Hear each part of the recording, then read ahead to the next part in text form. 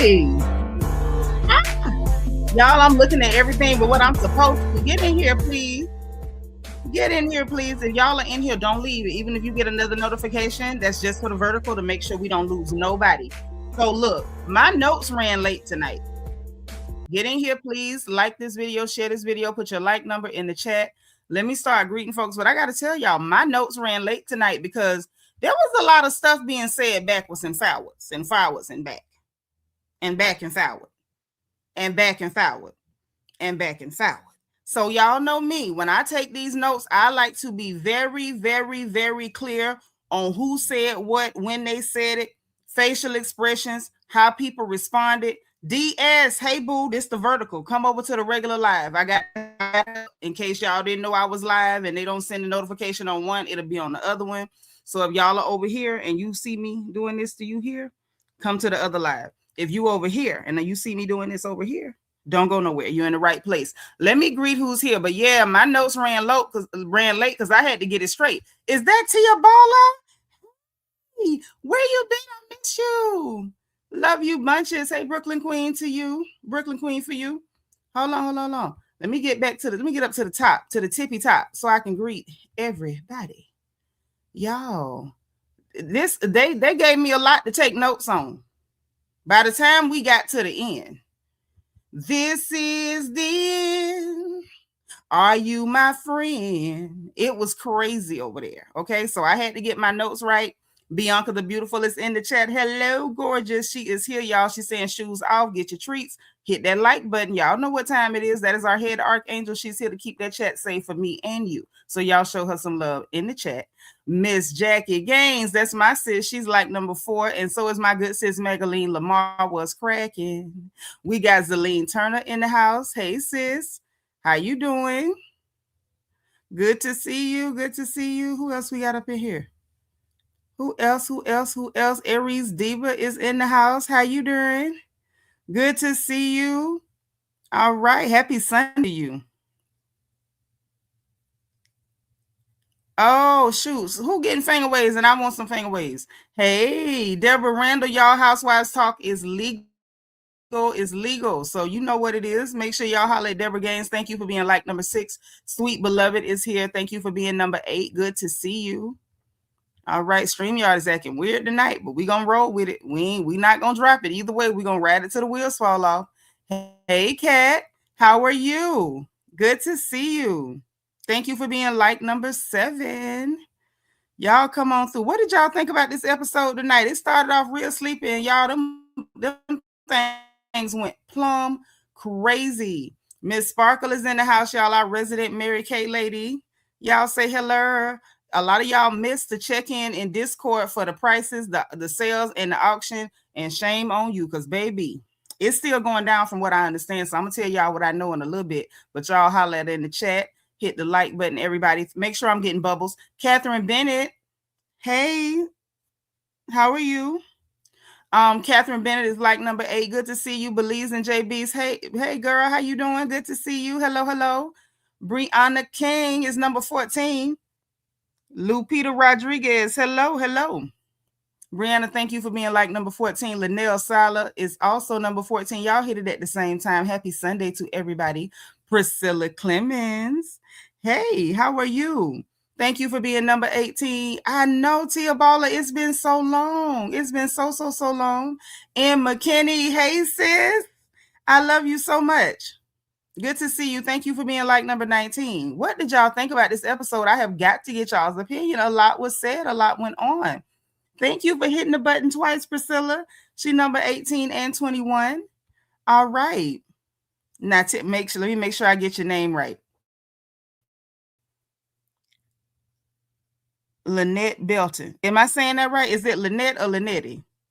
Happy Sunday to you. Is this your first time hanging with us? I believe it is. Y'all spam the chat with the word welcome. Anytime we got somebody that is new, we want to spam the chat with the word welcome. We're so glad to see you. All right. Jay is a Gem 8. Hey, boo. Thank you for being number 24. Lynn. Okay, if I can call you Lynn. Thank you, sis. Thank you for being like number 22. Brooklyn Queen for you. Hey, love. How are you? Aries D was number 27. Brooklyn Queen for you is number 28. So good to see you. Y'all hit that like button, get comfortable, share this video. You know we got to get into it. Black Smile. Hey, thank you for being number 28. Happy Sunday to you. What up, Makeup Addict? Another day to get Pinky out my face. Baby, I think we are all tired of Pinky, and Angela did indeed eat her up. Angela chewed. Angela chewed. This was one time her reads were not written and rehearsed. Pinky got that sister hot, and Angela gave it to her. Angela gave her just what she needed. I mean, served it up too. You was diagnosed with cancer. Well, we're going to pray against it. Cancer is a curse, and we are coming against that in the name of Jesus. That ain't nothing but something from the devil. Hey, Shalonda. How you doing, boo? Happy Sunday. Hit the like button. The Lauren Brown. Lauren Brown, thank you so much. I wasn't even live, and my girl Lauren Brown sent me, I think, what is it called? A super thanks? Like after the live that I did earlier, stop. Lauren, thank you. So Lauren Brown is one of the sweetest people ever. Breesha M. Girl, we live on the regular StreamYard, but I always do the vertical to make sure I don't lose anybody. We getting ready to review RHOA, and we got to get into it. Thank you for being number 35, Lauren Brown, and thank you for being my first support of the whole day, even though it was from a whole nother live. Thank you, girl. D Crazy, D Amazing DS is here. She's running at Reflection Corner. She's also like number 33, and we need her there with her crazy self. Okay. Just anticipate. I love your name, and I love Snoopy. Hey, Crystal. Are you new? And you say you ain't watched the show yet, but you waiting on the rerun. Well, baby, over here, I tell it all. So just be aware that you're going to hear about everything, and then when you see it, hopefully you catch some stuff I didn't catch, and then come back and tell us what you caught, okay? Y'all spam the chat with the word welcome for Just Anticipate as well. Sean Living Life is in the chat. Hey, nephew. Shamia is super cringy. That fight was interesting. I enjoyed it. I'm with Phaedra. I enjoyed it. I did. Vicky Black. Hey, girl, thank you for being like number 38. Y'all keep hitting that like button. Make sure I got bubbles. Make sure I'm straight. Y'all take care of me because I've been over here writing my knuckles off, making sure I took care of y'all. Crystal, you new too? Welcome, darling. Welcome, welcome. Tiffany. Hey, Tiff. How you doing, girl? Happy Sunday. I see the welcomes in the chat. Thank y'all for welcoming people for the first time. Okay, anybody who's hanging with us for the first time, please, please, please let us know in the chat. Or if you don't want to type a lot, you can just put FTL for first time live, and we'll be happy to welcome you personally and individually because we are indeed happy to have you here. Okay, so tonight, y'all, if it's your first time, you know we talking housewives. We got to get into it. Y'all, these heifers is crazy. They ain't got good sense at all. Hey, Juan, what up, kinfolk? Good evening. Happy Sunday. Breach done made it over here. Okay. Y'all come on through. Thank you for being like number 43. Oh, okay, that's what's up. We love her over here. We support sisters over here. Jump high, jump low, baby. Hey, Teresa, how you doing? Thank you for being like number 44. Y'all come on in and get comfortable so we can dig in. Now, real quick, anybody who's on the vertical live on this screen, this live stream is about to end, but we still going to be on. So when I end this one, tap the icon for the channel. It's still going to tell you that I'm live, and you just come on over to the StreamYard, okay? So I'm going to end this one, and you come over. If you looking at me over here, don't go nowhere because you're already in the right place, okay? All right. So I'm going to end this one, Crystal. Tap the icon or the circle for the channel where it says live and come on over. We'll be happy to have you, okay? See you in a little bit. All right. So y'all, look, we got to get into this. Let me tell you, first off, we got 9 pages of notes. 9 whole cotton picking pages of notes. 9. And it was going at a smooth pace until them hookers started firing off shots back and forth. And at that point, y'all, I didn't have no choice. I had to try to go word for word. I felt like a stenographer. I felt like I was one of them court reporters because it was stuff coming out. It was coming out. Iris Sims, how you doing, darling? Thank you for being number 49. All right, Richard Wilson, kinfolk, how you doing? Good to see you. Welcome, welcome. Happy Sunday, y'all. Make sure I got bubbles because, listen, once I start, I don't want to stop. We got to cover a lot. Y'all, Crystal is new. Hey, Crystal. I need y'all to spam the chat with the word welcome. One more again, spin the block, because she is also new and she's a new subscriber. Welcome, girl. I like that picture. Okay, my daughter likes anime too. Hey, Miss Nisi, thank you for being 49. Richard, thank you for being number 51. Laura Aries Diva says she here for all 9 pages, baby. They hurt my knuckles tonight. Hey, God's anointed daughter, thank you for being number 51. You're in Canada? All right. Go ahead, Maple Leaf. You better come through, Maple Leaf. All right, Mo, my girl Mo in the house. Hey, Mo, thank you for being number 51. Mo, did you watch this mess tonight? Was you watching, sis? Thank y'all for welcoming Crystal to the chat. She is welcome, and we are happy to have her. All right. So, Brandon Martin made it. Thank you, Lord. I'm so glad to see Brandon. Thank you for being number 52. Brandon said, happy Sunday, y'all. Who would you swap out after this season? I want Drew, Shamia, Pinky, and Kelly gone. Amen. Bring back Sheree, Kenya, Marlo, and Eva. Everybody but Eva. And then I can say amen. Mm-hmm. Hey, Golden Life, what's going on? Thank you for being 52. And Texas Passion, thank you for being 55. Listen. Honey.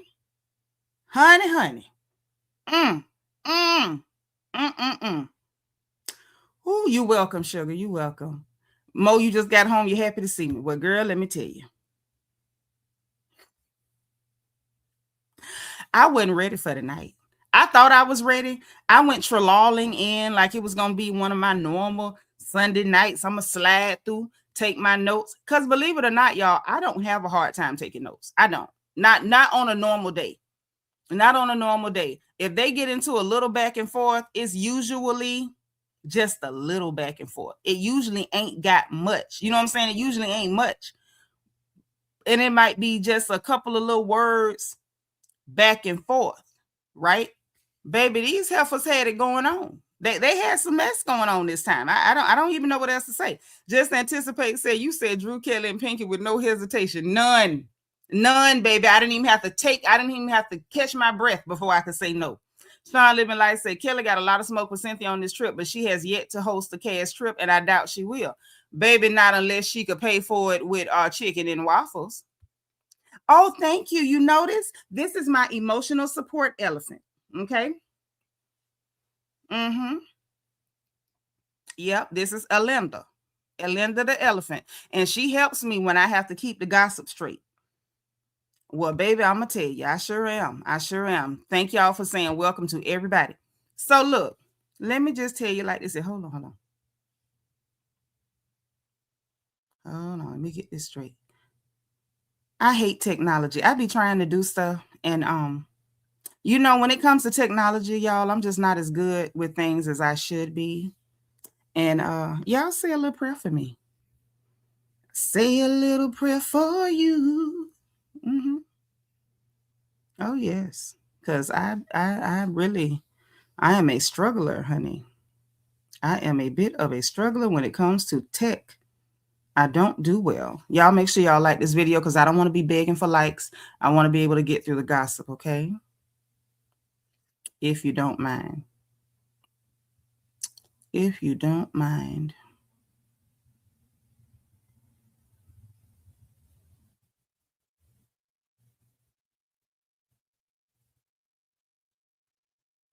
What is going on? Well, y'all saw the caption for this one, honey. And I called it, what it is. Like, there's nothing else we can call it. Dirty Rooms and Mr. Clean.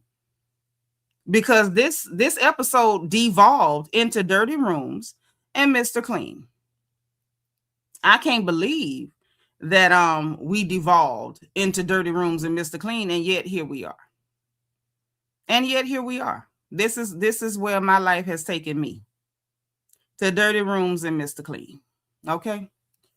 So, my favorite animal is a gorilla. My favorite animal in the world is a gorilla. So if anybody happens to see a stuffed gorilla, please feel free to get me an emotional support gorilla. I would love a live gorilla, but I don't think I can afford a live gorilla. Aries Diva say the whining Kelly and Shamia was doing was getting on my nerves. They should have went to Cynthia and told her what the issue was, but they wanted to pout and got on my nerves. They got on mine too. They really did. They were super annoying. Juan says K Michelle can go bye-bye as well. How you on camera but can't come to dinner because of glam, but yet you on camera? Baby, you took the words out of my mouth with that. You did. Hey, Diva 2, thank you for being number 63. Oh, nice, nice. Yeah, I love gorillas. They are so smart, and I think they're cute and cuddly. And in most cases, I prefer gorillas to people because they're honest.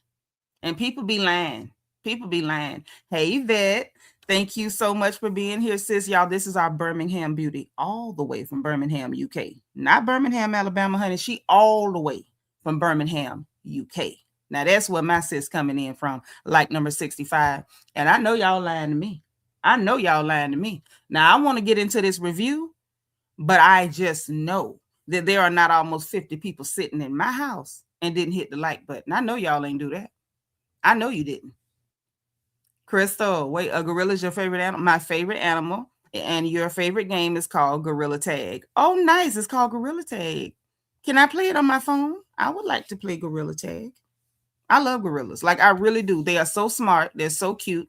They take good care of their babies. I like them. Angie girl, thank you for being like number 66. Yeah, it sounded like Duolingo time. You guys ready to learn Turkish?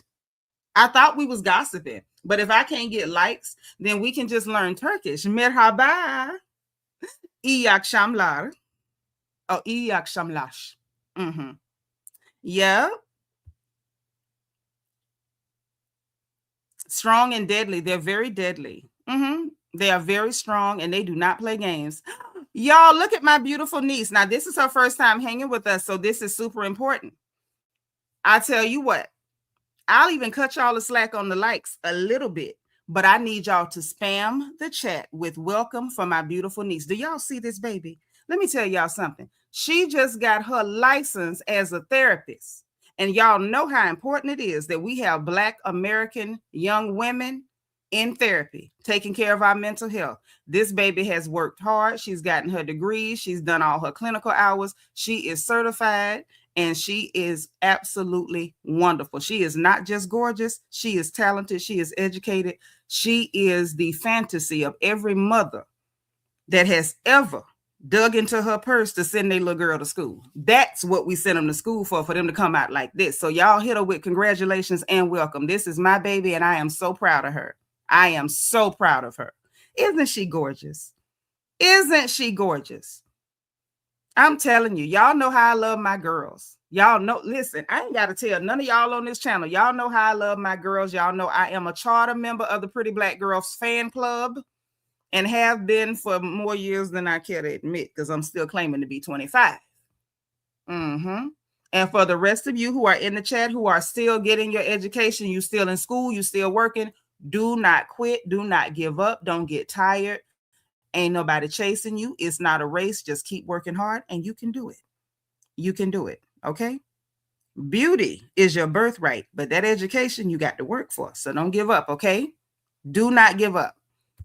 That's right. Tell her again, Diva 2. We so proud of her. We so proud of you, darling. Okay. So let's get into the gossip. Hold on. Wait a minute. Golden Life just sent a cash app. Thank you, Golden Life. Let me send a heart back to my sis. Ooh, okay, I done sent a heart. Now let's get into this gossip. I'm gonna give y'all a little bit of a break, but don't y'all do me dirty on these likes. Now let's talk about what these hookers got going on. Okay. Oh, I can't play Gorilla Tag unless I get one of those virtual reality helmets. I might have to get one now if I can play with gorillas. Y'all know I love gorillas. Okay. So look.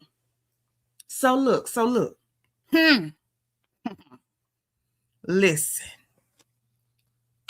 We started the show so corny. The show started out so goddamn corny, and y'all better hit my likes. Moderators, check and make sure my likes up, please, and thank you.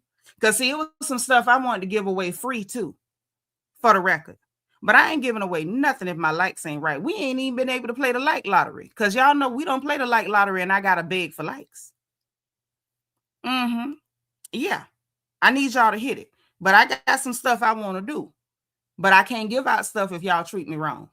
I got to be treated right. I don't operate in abuse. I don't do that. Okay. So the show started out so corny. Thank you, DS, for the count. Y'all see that count? Y'all know that count ain't right.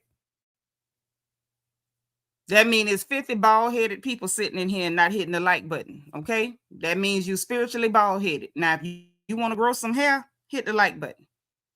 If you don't hit that like button, your head gonna look just like Pinky Cole's. Vintage, thank you for being number 84. Josh Star hit it at the same time. Hello, gorgeous. Oh, thank you. You awesome too. All right. So it started off corny. So I'm thinking it's going to be nice and slow.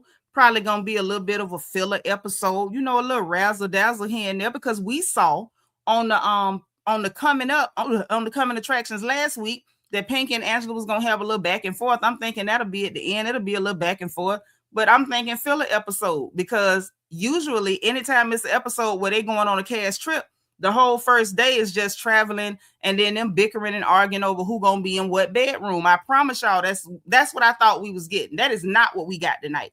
Adrian Marie, thank you so much for the super chat, boo. Thank you for being like number 80, and thank you for being here. It's my third support of the whole night, and I appreciate you. Yes, they're gonna end up with a dry tennis ball head, and that's what God is gonna do to you if you don't give me my likes. Okay. Okay, when you wake up and your head is fuzzy and yellow, don't say I didn't warn you. So anyway, they did like the little 80s style, you know, starting the show. You got Cynthia talking with some clear woman named Adrian and Phaedra had on a cute little Gucci situation in her blonde wig, and they talking about the trip. And, you know, Cynthia let us know that this lady, who was apparently on another Housewives franchise, hey, Miss Lovely T, thank you for being number 90, that she's somebody that she is the somebody who invited Cynthia to participate with the Commissario family of tequila or whatever. I don't know. I'm not a tequila aficionado. I'm just not. Y'all know I'm more of a Scotch, moonshine, and every now and then a little vodka type of girl. But you know, that's the people, and she's the one who invited Cynthia to get involved with the Commissario tequila peach situation. Right, Adrian from Beverly Hills. Okay, Mo, see you later, boo. So listen, y'all, hit the like button. And do I have bubbles? Y'all know that the circle on the bottom right-hand side with the heart emoji, tap it. Send up my bubbles, please. Thank you. I need that.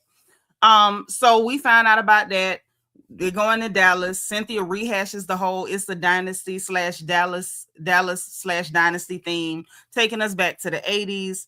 And I'm like, okay, that's cool or whatever. Most of us girls of a certain age, the age shall not be mentioned, but most of us girls of a certain age, you know, we came up wishing we could look like Diane Carroll. All of us wanted to be Dominique Devereaux. We did. Don't front. If you ever was a little girl and put on your mama's fox stole, rabbit stole, you know, not stole, but stole, or your mama's fur, and, you know, when your mama wasn't home and put your foot in her heels and pranced around and pretended like you was the rich lady from Dynasty, put a 1 in the chat, because I sure did. I put on all my mama stuff, her dusting powder, her perfume, and all of that. We all wanted to be Dominique Devereaux.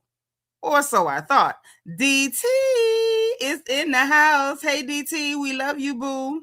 Yeah, we need them to like this video. So we got some girls that were wishing and praying to be divas in the chat. We all were. This is what happened to us, okay? So imagine my surprise on this episode, but then again, not really. When Shamia had no idea who Dominique Devereaux was, I wasn't surprised at all. You can look at Shamia's clothing choices and tell that she ain't had no divas as role models. Not one. Not one. She didn't like Dominique Devereaux. She wasn't trying to be Pam Grier. She wasn't trying to be Alexis Carrington. She wasn't even trying to be Felicia Gallant from Days of Our Lives. Susan Lucci, nobody. She wasn't looking at none of the old school divas, not Betty Davis. She wasn't trying to be Joan Crawford, Mae West, Dorothy Dandridge, nobody. I was not surprised. I was sad that I wasn't surprised, but I wasn't surprised in the least that Shamia Morton talking about I had to look up who Dominique Devereaux was. And that would explain why she dresses like Elvis Presley. Hey, Queena, thank you for being number 90, girl. That explained why Shamia dressed like Elvis Presley, because she does, you know, she didn't look at any of the divas, any of those women, and was like, I can be her. You know, most of us were little girls and we wanted to be those women. I remember grabbing like pencils and stuff and pretending I had one of them long dramatic cigarette holders. I never wanted to really smoke a cigarette, but it just looked so cool. It looked so cool, and I really wanted to be those, you know, stylish, beautiful, well-dressed, well-coiffed ladies, and that apparently was never nothing Shamia wanted, and the rest of them hookers either. For Angela to be talking about she didn't know and oh, it don't make no sense, I say, yeah, thank you. and it just didn't make no sense to me. I'm just like, Angela, I know Angela is telling us she 30 something. What Angela told us she was 36, 37 plus 10. I don't know. Whatever her math is, I still don't believe her. Nothing about Angela says that she should be confused about who the hell was on Dynasty. Nothing. Miss Nisi, we saw Shamia's stylist last episode. We saw the culprit. We saw the criminal. We saw the assailant last week. We did. When he was putting her in that shiny blue Vegas showgirl situation with a snake across the collarbone. We saw it. See, DS, this is why you run the reflection corner. Angela's neck says 70.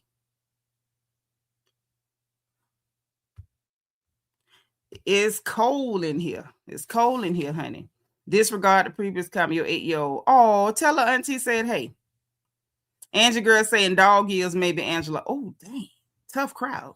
So anyway, we get through all that. Of course, Phaedra had to make a sexual joke because she can't help herself. She got to make sexual jokes, and I don't know why. It's so off-putting.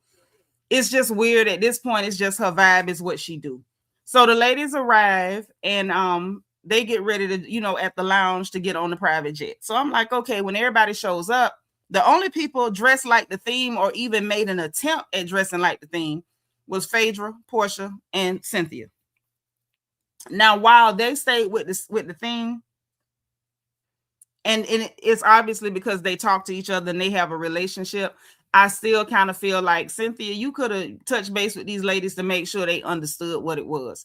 Pinky had on some type of situation with a baseball cap and like a jogging suit with the back cut out. And her excuse is that the way she dresses is masculine. She's I'm like, that wasn't masculine. It was weird. It looks like somebody's mama going to a flea market on Saturday. It did not give masculine. It gave somebody's grandma, somebody big mama, Aunt Shirley. Shamia dressed like she was about to play tennis. Kelly thought that she was going to a hoedown or a trail ride. I just don't know. I just don't know.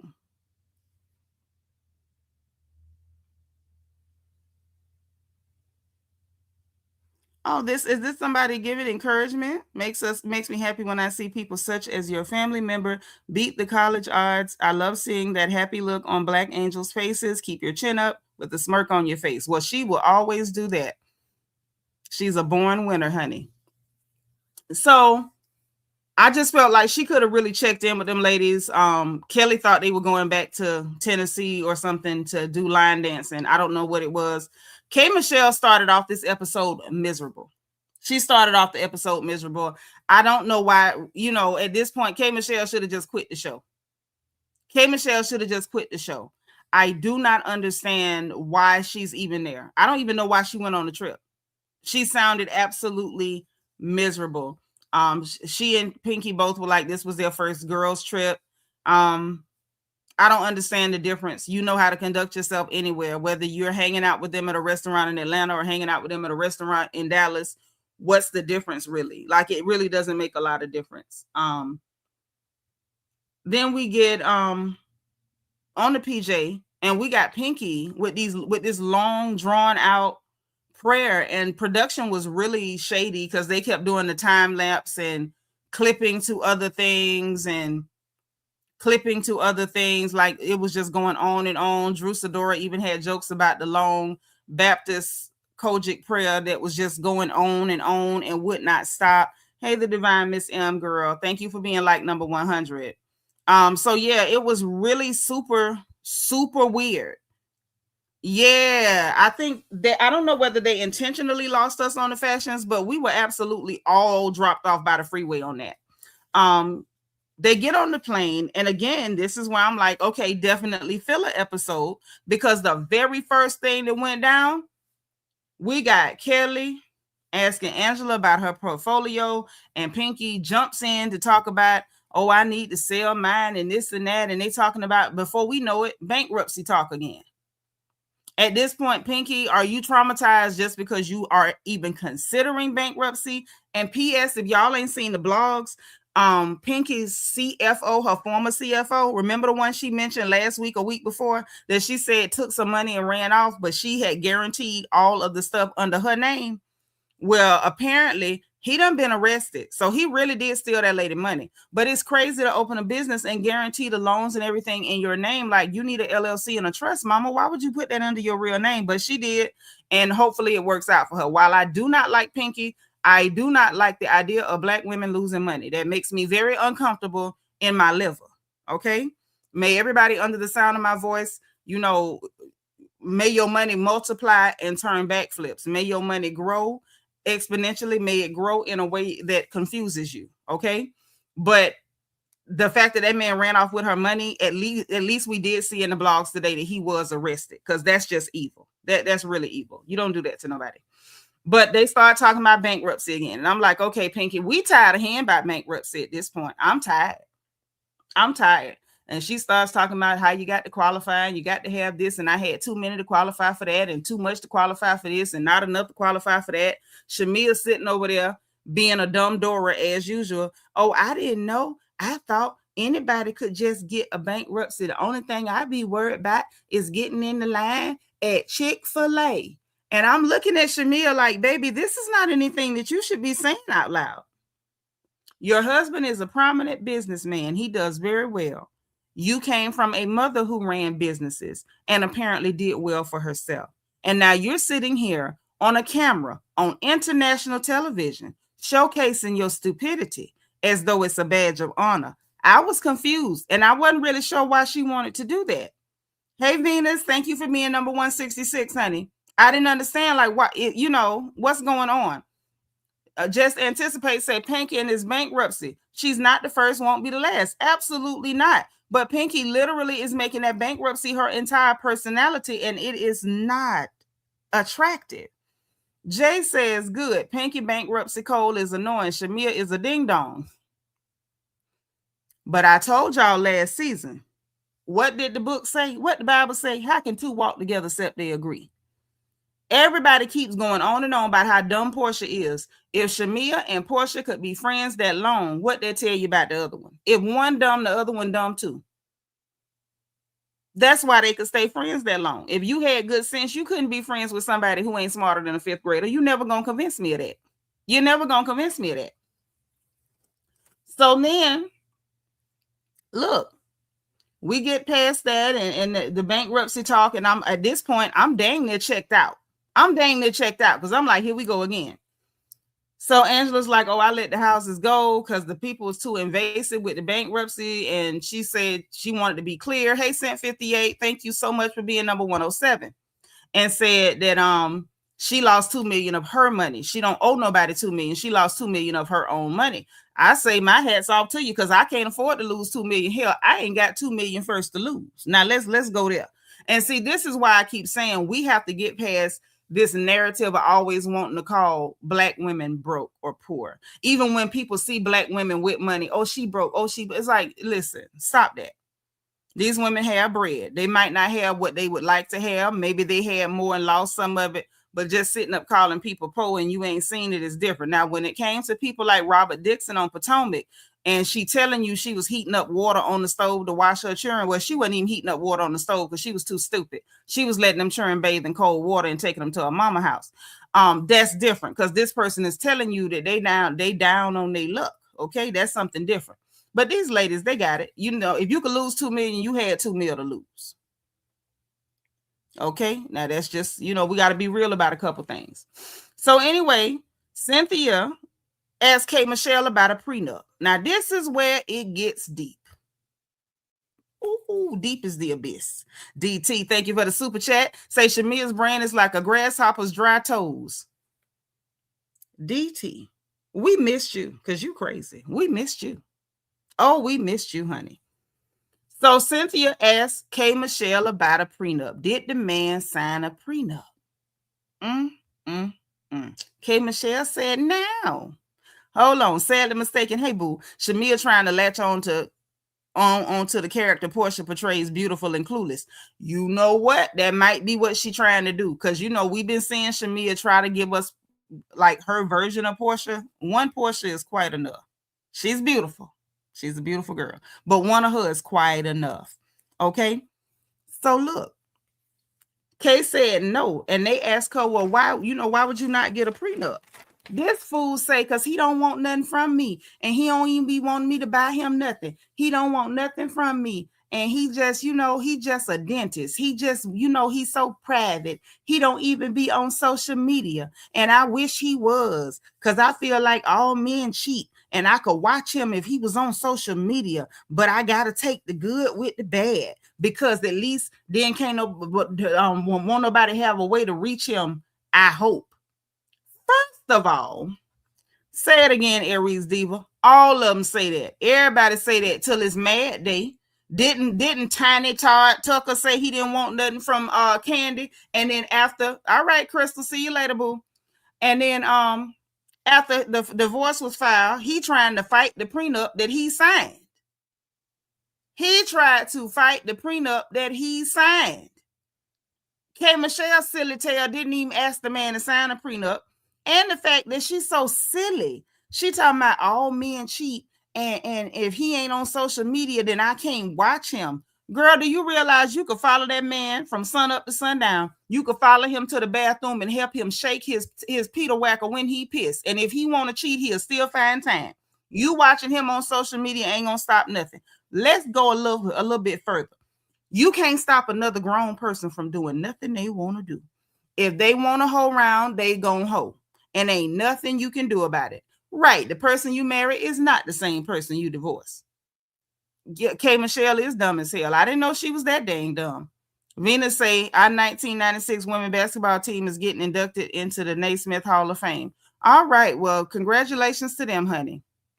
Yeah, a man gonna find a way to cheat. So the fact that K. Michelle is goofy enough to be saying on television, I wish he would be on social media so I could watch him. Like, girl, if you pluck out one of your eyeballs and you get some duct tape and you tape it around his balls, he's still gonna find a way to cheat if that's what he want to do, because that man is grown.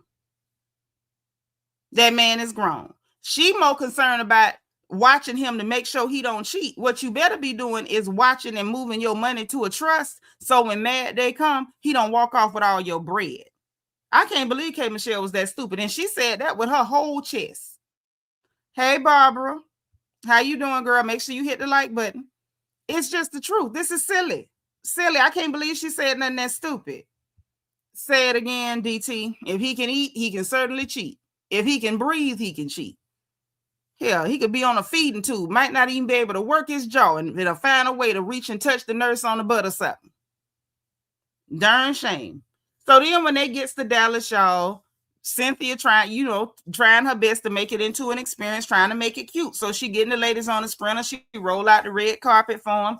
They gets on the Sprinter and they riding and riding and riding and riding and riding.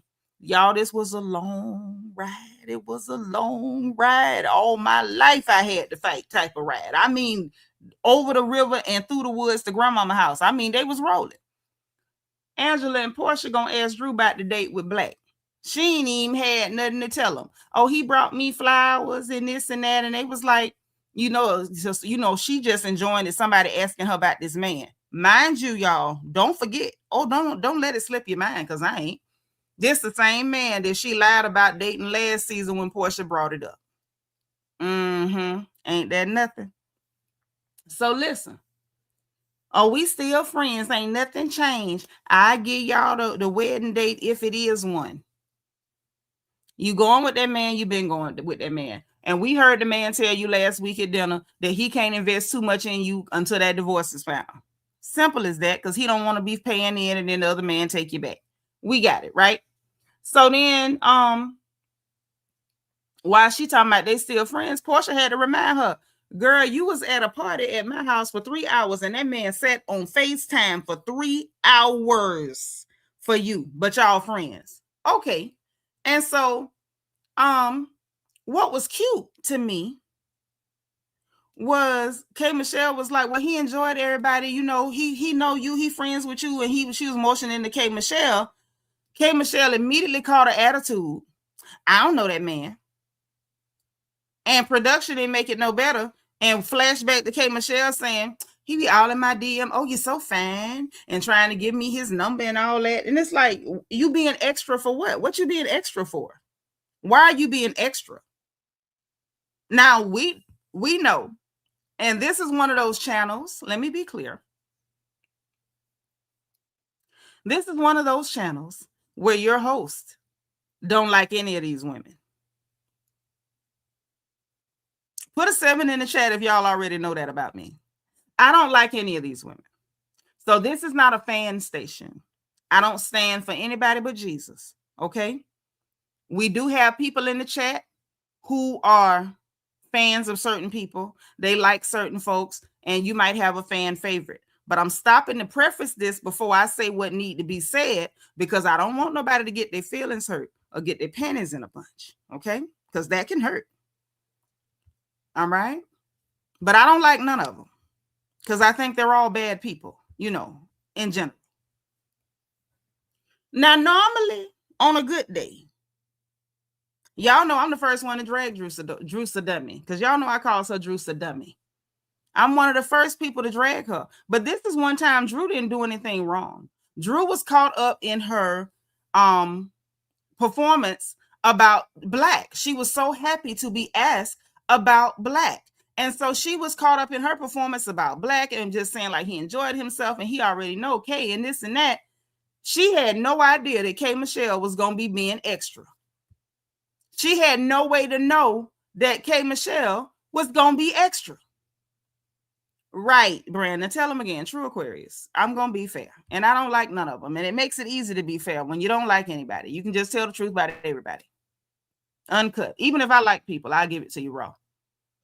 But it was just weird. Her whole stance was just weird. Then she called Drew a dingbat. No, she called her a bimbo. Because I had to take notes. I had to go back to my notes, y'all. Then she called Drew a bimbo. And I'm like, why are you calling this girl a bimbo? What did Drew do to you that you calling her a bimbo? Now I'm starting to kind of get how things got sideways in the confessional in the first or second episode between the two of them. Because, you know, the confessional is shot after the fact. So Drew is just like, you know, well, I thought, you know, he's popular. He's known around Atlanta. You're popular. Y'all both be going to events and stuff. She thought they had crossed paths. And to be honest, that's a fair assumption. I know Drew lied a lot, but I just don't believe Drew was lying or being funny. I think Drew was just having a normal matter-of-fact conversation and made an assumption. And K. Michelle got mad for no reason, just like she did with Portia, the Black Mamba. Got mad for no reason. At least when it came to Drew, she got mad in the moment. When it came to Portia, she wasn't mad at all. She was going right along with the conversation. So was Cynthia, and she didn't decide she was mad at Portia until she had time to talk to Pinky, and then she decided, okay, I'm going to be mad with Portia. Jay is a Gem 8 say, I don't know how K. Michelle have fans. She's crazy. Because normally we like crazy people. And to be honest, I love her music. I enjoyed her on Love and Hip Hop. But what I'm seeing right now, I don't like. Aries Diva said Kay just wants to pick an argument with anybody. That's what it looks like. It looks like she is dedicated. She's decided that she's going to be dedicated to being miserable. She just wants to be miserable. Zelene says K. Michelle X like she's never been on one of these shows before. Yeah, and she's been on plenty of them. I need y'all to hit the like button, because why are there almost 100 people not hitting the like button? That's not cool. Don't do me like that. Now I'm cool till I'm not. Don't do me that. So, yeah, she calls the girl a bimbo and like just doing the most, the absolute most. And, you know, Drew had a good point. Like, I just assumed they crossed paths. Next thing we know, we get a piss break. I was kind of thrown off by the piss break. It was right about then that I realized, oh, this is a long ride. This is not just from the airport to where you stand. Like, this is a long ride. Like, y'all gonna be on this bad boy for a minute. They stopped to take a piss break. Shamia talks about, you know, my parents had a fleet of trucks and we were always at truck stops. And so I pissed in the cup and then poured the cup out. Pinky was thrown off by the pissing in the cups. As a truck driver's daughter, I can tell you I have never pissed in a cup. I've never been tempted to piss in a cup. I've never had an urge to piss in a cup. I think universally the black girl rule is if you go into a public bathroom, you squat. You squat. You don't touch anything. You don't let anything touch you. You keep your purse on your arm. And, you know, push out your elbows to make sure that you don't rock into the sides of the thing. You squat, you piss, you flush the toilet with your foot. That's it. This whole pissing in a cup thing, girl, that ain't got nothing to do with no trucks and truck stop and what your daddy had, because my daddy had trucks and I ain't never, ever pissed in no cup. Yes, Shamia is super cringy and is super weird. Right, sadly mistaken. We hover over like a UFO. Okay, we hover like helicopters over that toilet. You don't let nothing touch you and you flush with your toilet and with your foot. And then when you get out, you wash your hands and you try to open the door with your elbow, or you grab a piece of tissue or a piece of paper napkin and open the door with that. That's what you do. That is how we have always done it. Okay, so I don't know what it was with her and the pissing in the cup, but I was very disturbed. Then they get back on the sprinter. You got Kelly, Phaedra, and Shamia joking on how long this ride is, because it looked like it was going on forever and ever. Amen. Okay. Yes, Reds, we grabbed grab the handle with a paper towel after you wash your hands. That is how it goes. Thank y'all for, you know, confirming for me that I'm not remembering this wrong. Because I know I done got old and I forget stuff, but I ain't forgot that. I ain't forgot none of that. Tiffany say, I remember my mom teaching me how to squat at Kmart when I was 7 years old. Say that. Say that. That's real. I ain't never pissed in no cotton picking cup in no public bathroom. I ain't never even heard of that. So anyway, they finally get to this house, this big old nice palatial house. I mean, it's really nice too. I wrote down the name, y'all. Lord, makeup addict say she tuned out on all Shamia scenes. Lord, listen. So Casa de Fe, La Casa de Fe. Now, Lord believes in JB says she still do that. Yeah, that's what we do. That's how we do this thing.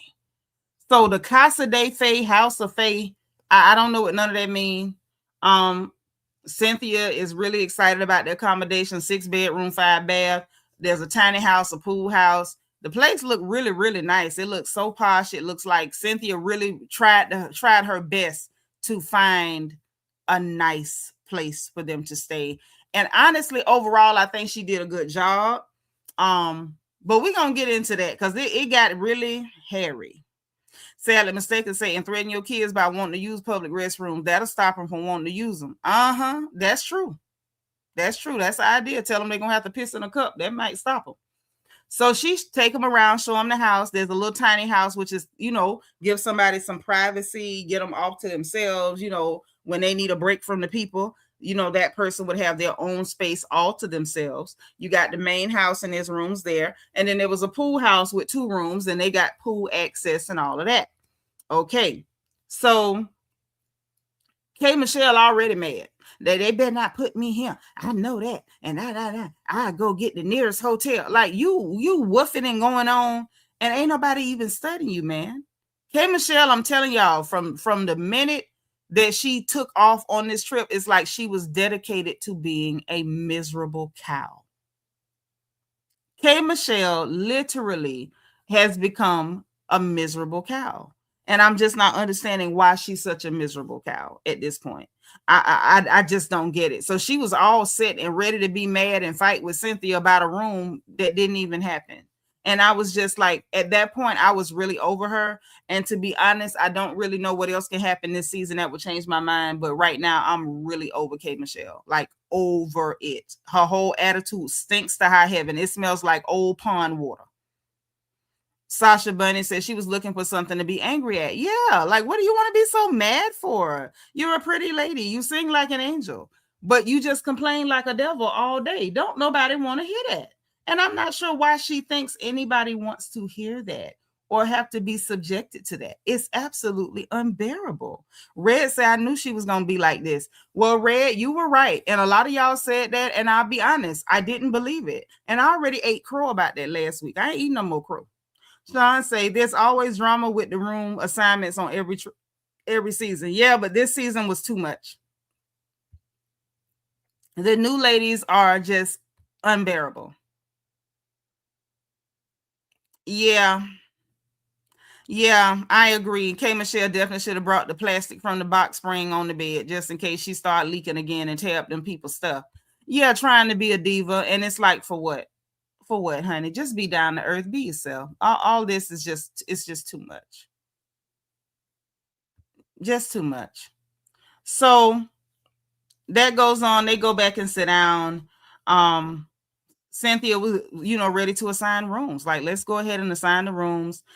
She gave Pinky the tiny house because she felt like, hey, this is cool. You seem like somebody that would like your solitude, so I'm gonna let you get that. Hey, Toria.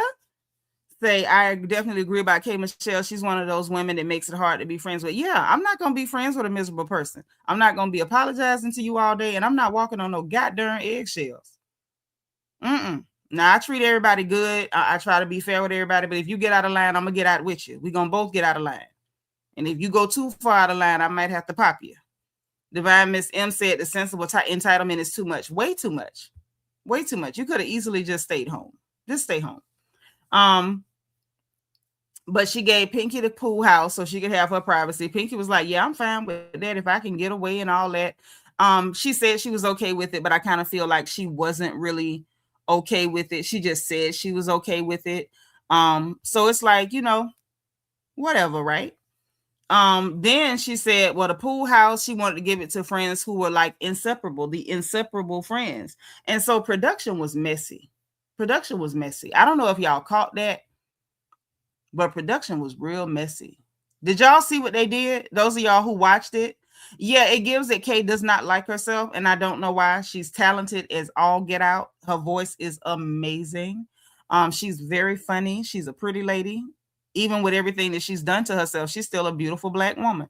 I don't know why she seems not to be happy with herself, but it's kind of clear that she isn't. Red said, I stay away from people like Kay. They're draining. Oh, yes. And you're not going to drain me. My nerves bad and my mouth quick. Camille, hey, Camille Fun. DS says K. Michelle should have brought some drywall patches just in case of a water main break. Hey, do me a solid. Head to that reflection corner. Take you a hot 45 seconds. We're going to give you over 30 seconds because this is maximum security. Did you say that woman need to bring drywall to patch up her behind, her rump? Yeah, go and take 45 seconds. Bianca, get your sister. One of y'all. Sadly mistaken say, chat, don't y'all wish Nitra was on the girls trip with them? My mouth is terrible, and that would just be a bad idea, sadly mistaken. They don't want real girls on TV. They leave us out here with y'all. They don't let us get on TV. And Jay is a gym mate going along with it. Go on with DS. You do half of her time. We're going to give you 17 seconds. You go join her. Because you crazy too. I expected more from K. Michelle. I did. So Cynthia said, I'm going to just say it. I'm going to give it to Kelly and Shamia. But let me tell you how production was being shady as hell. So production, bald-headed tails, they going to sit up there. And when they showed Phaedra and Portia, they said freaking frack. When they showed Drew and Angela, they said Drusilla and Bigfoot, which was messy. And then when they showed Kelly and Shamia, it wasn't even no nicknames for them. That was shady, was it not? If y'all think that was shady, put a 1. If I'm taking it too deep, give me a 3. But I feel like that was shady as hell. I feel like y'all was saying they the generic friends. They just faking friends. They just putting on that it's not an iconic group.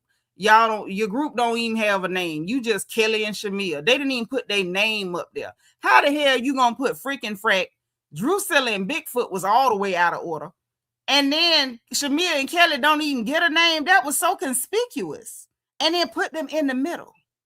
Because when they put freaking Frack, I'm like, okay, well, they just did that. Then when Kelly and Shamia came up and there wasn't no caption, then I look, okay, hey, Crystal. Then I looked and saw this Toria say, Burton, get in that corner.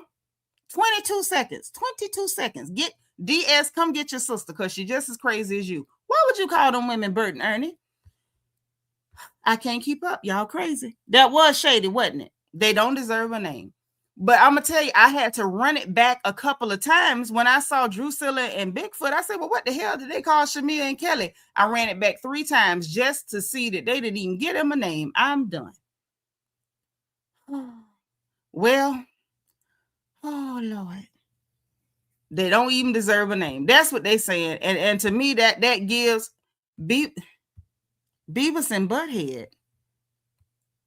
Dumb and dumb. Hey, DS, look here. Reds and Just Anticipate, they both got a 19-second violation. Come get both of them. DS, come get them. She came and got Toria. Come back and get Reds and Just Anticipate. Get both of them. Hey, Pink Pilates Princess, say, I didn't know Angela shared shoes with Charles. And come back and get Pink Pilates Princess too. See, this one of them nights. Just come get everybody. Come get them all. So listen, I'm in shock, but then she put them 2 in the pool house and they was mad immediately. Cynthia is about like me, Ren and Stimpy. Hey, get this one too. God's anointed daughter, get her too. Another 19-second violation. Everybody, Aries son, thank you for being 128. All right, good night. Say your prayers, Crystal. Don't forget to pray, baby. Sean Living Life say, truth be told, you could have called them fast and slow. Sean, I ain't never sent you to the corner, but I'm sending you tonight. 19 seconds. DS, just bring the van, bring the paddy wagon, all of them going. So, Nashina M, you too. Get her too. And while you're at it, come get Candy. Shuck and jive, sis. Bring the big van. Bring the big van. You see how they cutting up in this chat tonight? Bring the big van. Come get them all. And Red's talking about she bringing drinks to the corner. I'm done. I give up. Flavor and New.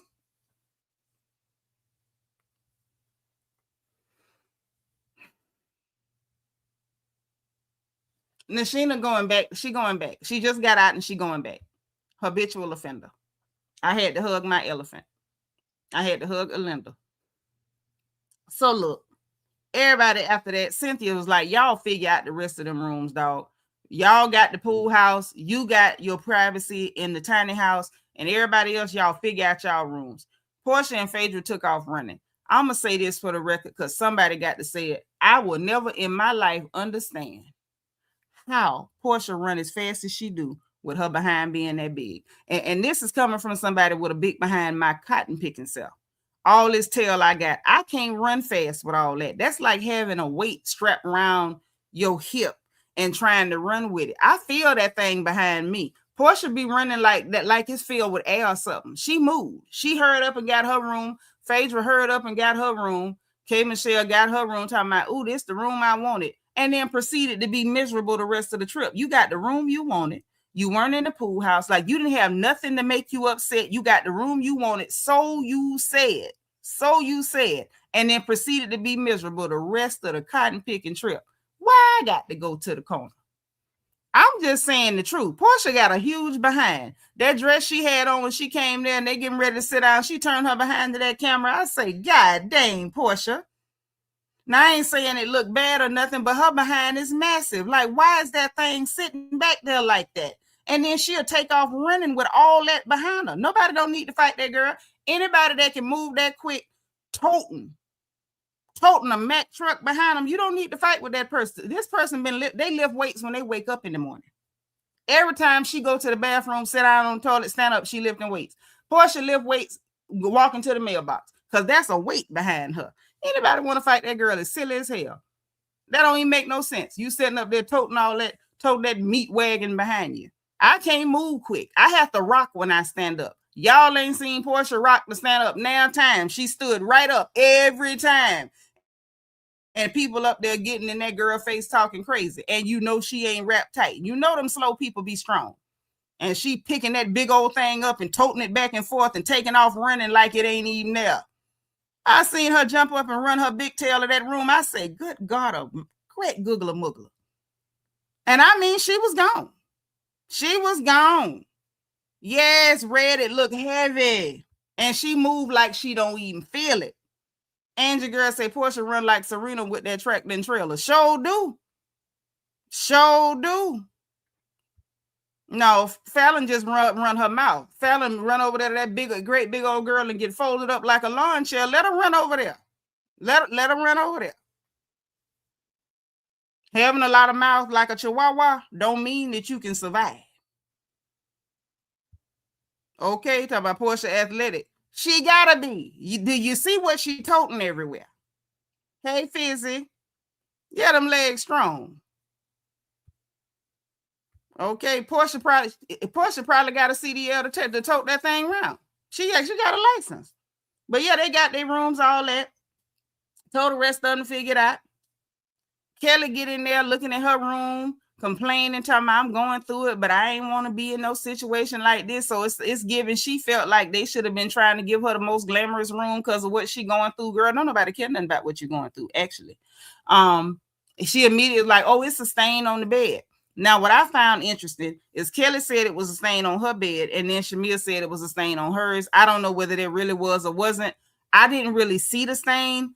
It could have been a stain on the bed. It could have been where the sheet done been washed and still had a stain. I don't know. Then they showed the sink and was like, oh, it's something still in the sink. Now, Cynthia later on says when she did the walkthrough, she didn't see the place being dirty. But if it was some stuff out of order, they immediately should have called Cynthia and was like, girl, hey, we in the room. But tell them people to send some, fresh sheets and come vacuum and clean the bathroom real quick because it ain't just right. No, that ain't no BBL. Not unless BBL stand for burgers, bacon, and a whole lot of cheese. That girl been eating.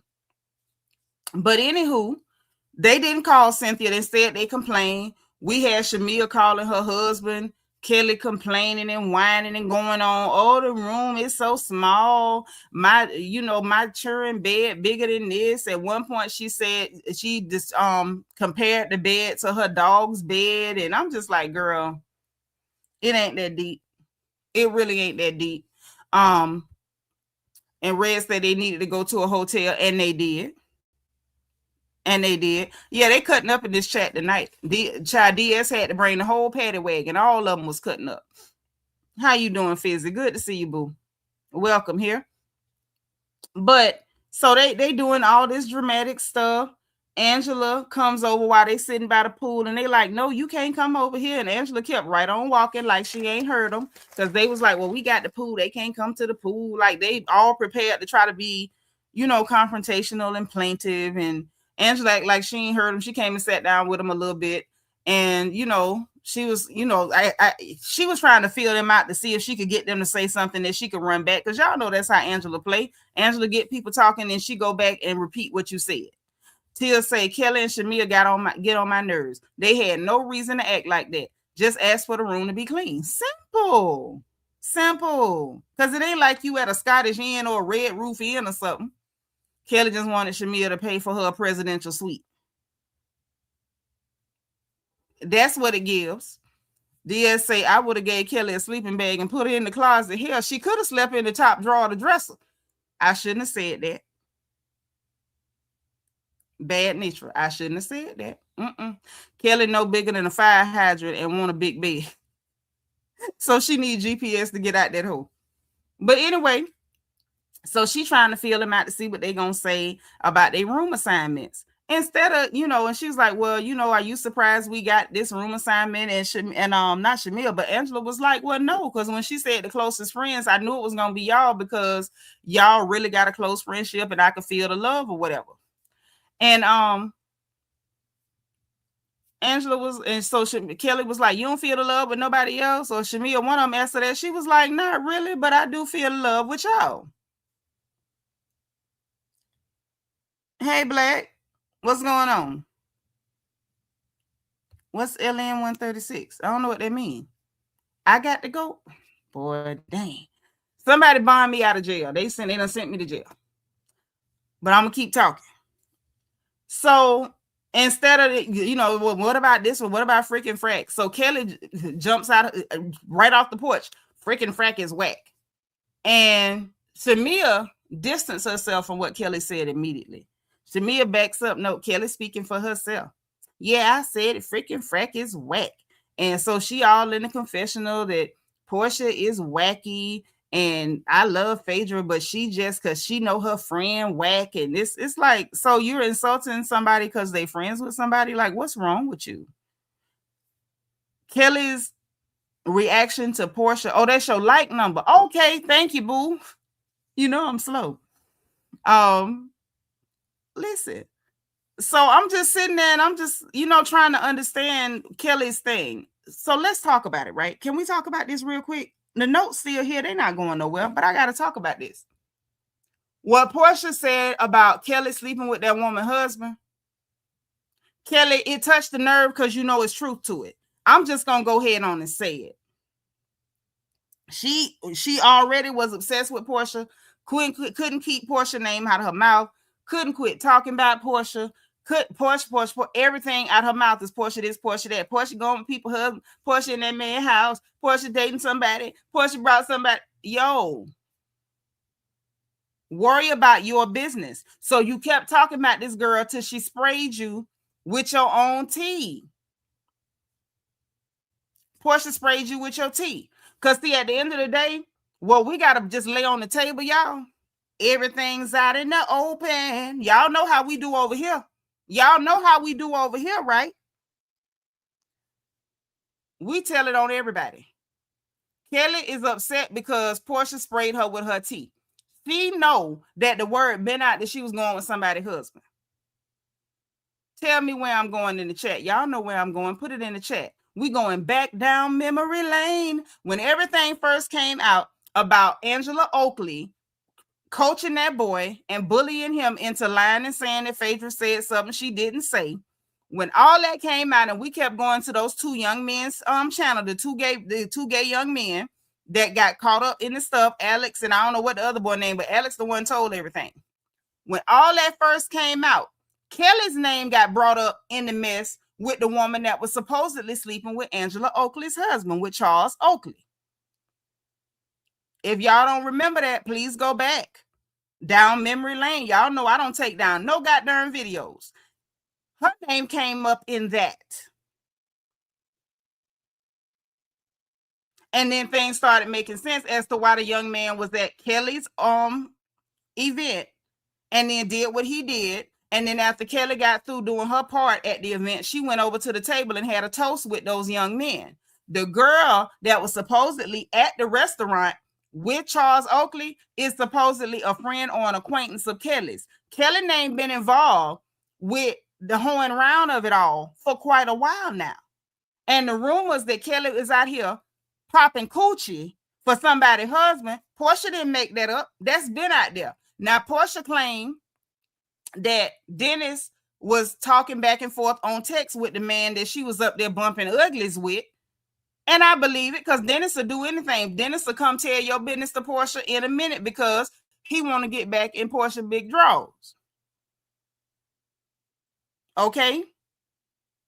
There's no other reason why Kelly would be that bothered.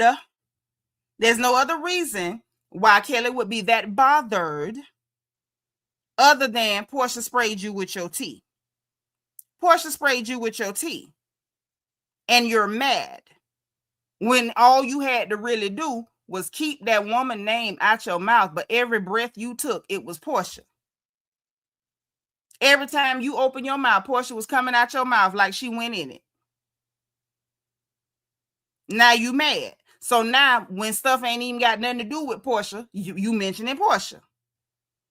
And right, Shamia didn't look surprised at all because Shamia was out here helping Portia Ho, and she probably know all about Kelly Hoeing too, because Shamia is a co-conspirator. She be right there riding shotgun on all the Ho missions. Tiffany say, yep, Dennis will do anything to get back to Portia. Sure will. Tell all your goddamn business. I wouldn't tell him. I wouldn't let him know if I didn't pay my tithes on Sunday. Pink Pilates Princess said, I think Kelly's dog bitter. Not the dog bitter. Jigsaw is definitely projecting because she been out there even when she was married. That's the rumor. That she was married to that big pot-bellied man and she was still spreading it like the rainbow. Now, that's what the people said about her. And I don't know her to lie on her, but that show what I heard.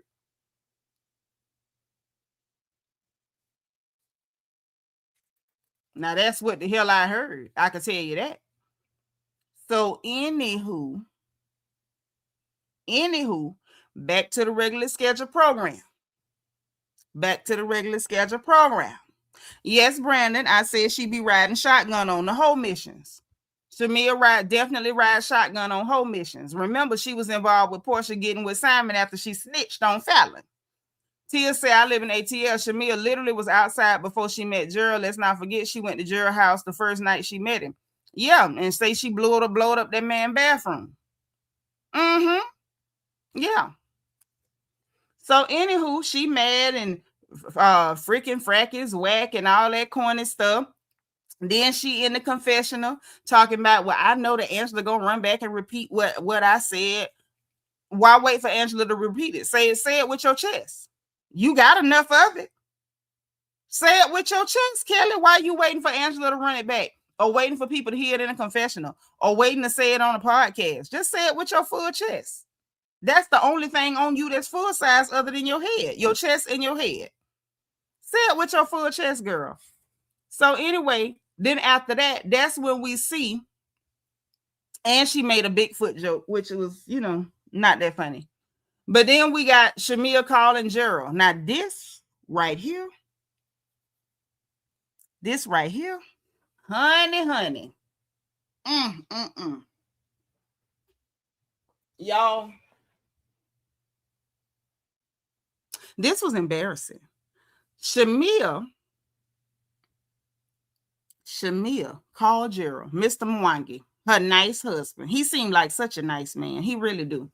I don't like her at all. But he really does seem like a very nice gentleman.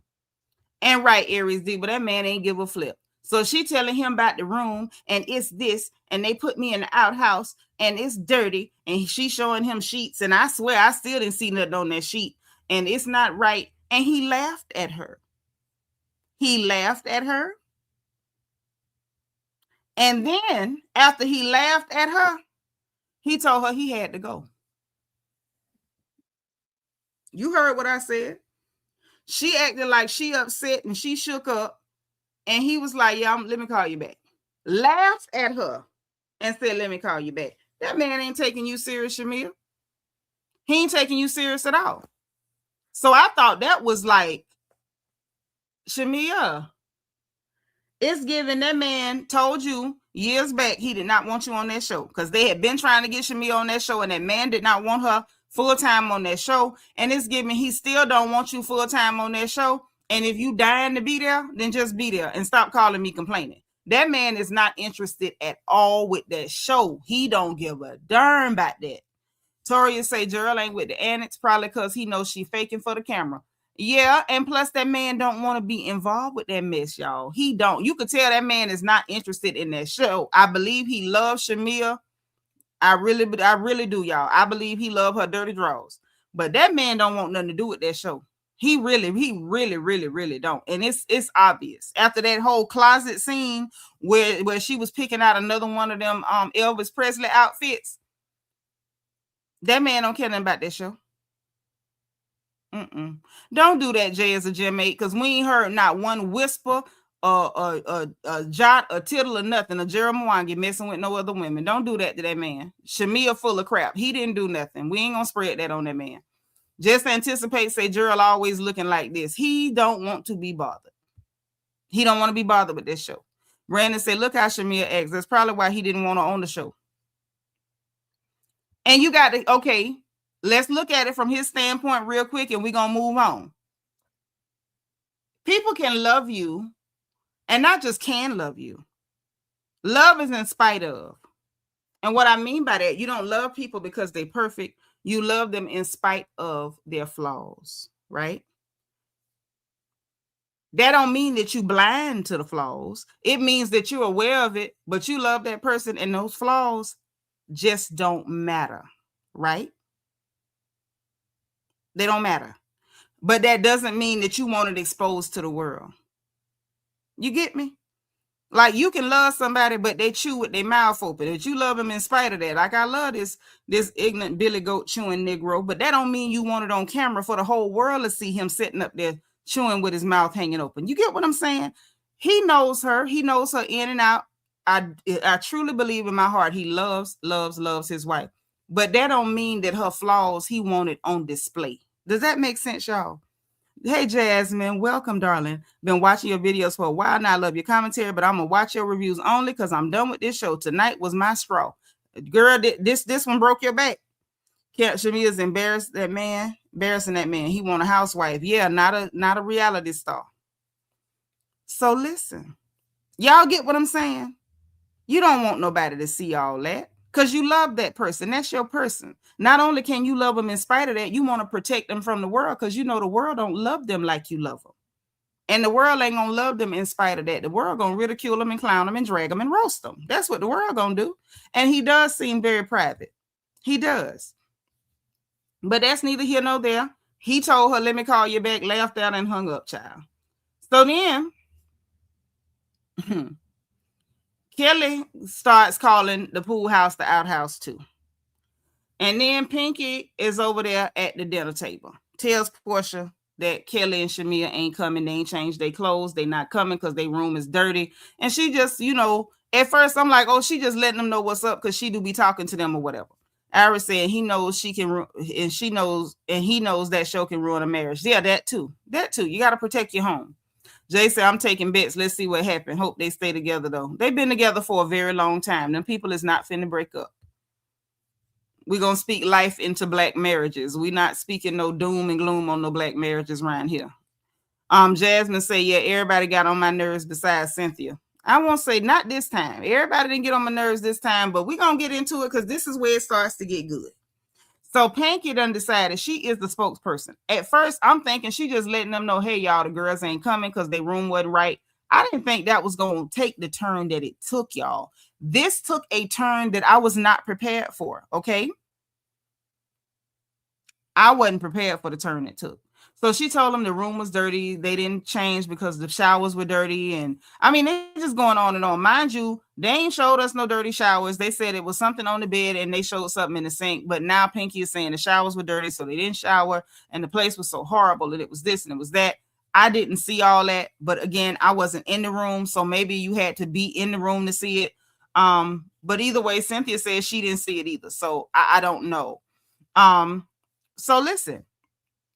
She telling them what happened. Then she lets them know Kay Michelle is also skipping dinner. And so they like, man, what the hell is Kay skipping dinner for? Oh, because her makeup artist didn't show up. So then we see from production, the flashback where Pinky was offering to get somebody to come do her makeup. And she was like, no, I'm going to stick with my people and whatever. So if you only can get your glam done by certain people, no problem. Why is that a reason not to come to dinner? You're choosing not to come to dinner. If your people hadn't gotten there yet, then okay, well, whatever. But your friend, your soror, is saying, hey, girl, I can get somebody here. I'll make somebody get here and do your makeup. No, I want to stick with my people. It's given you didn't want glam. You wanted your people there. That's fine too. But I just thought it was weird for Kay to skip dinner and pretend like she had an issue because Cynthia really did try to make everything nice for them and keep with what she was trying to do, but keep them involved as a part of the evening and make it really nice.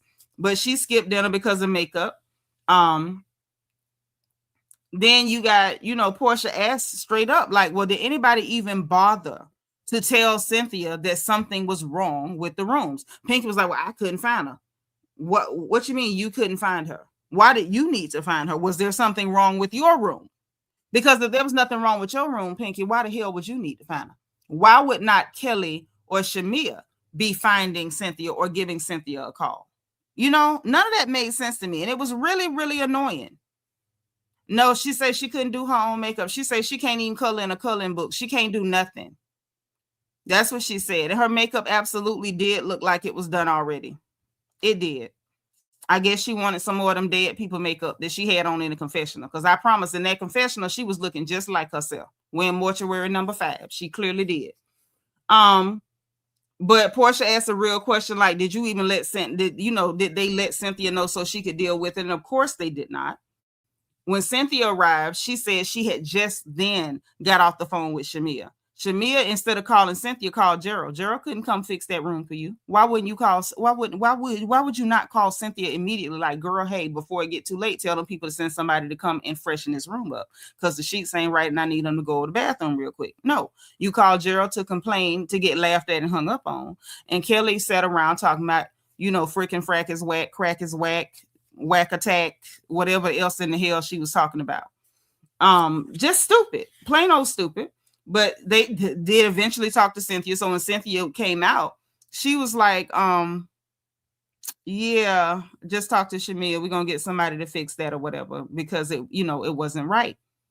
Mind you, for those of y'all who didn't watch, Cynthia's trying to tell them what's going on and, basically saying, I'm really sorry that it happened. Well, I'm going to take care of it for these ladies.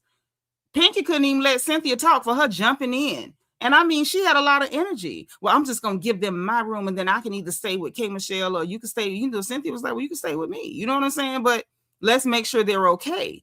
And so she's just jumping in like she's taking control. And I'm just like, girl, you've been here all of 5 minutes and you're not likable at all. Like, I was really over her energy from there. It's wild. It's really wild. And so anyway, Pinky just kept interrupting. She doing her thing. Then Kay goes to sit by the pool. Now, this is where K. Michelle really lost me.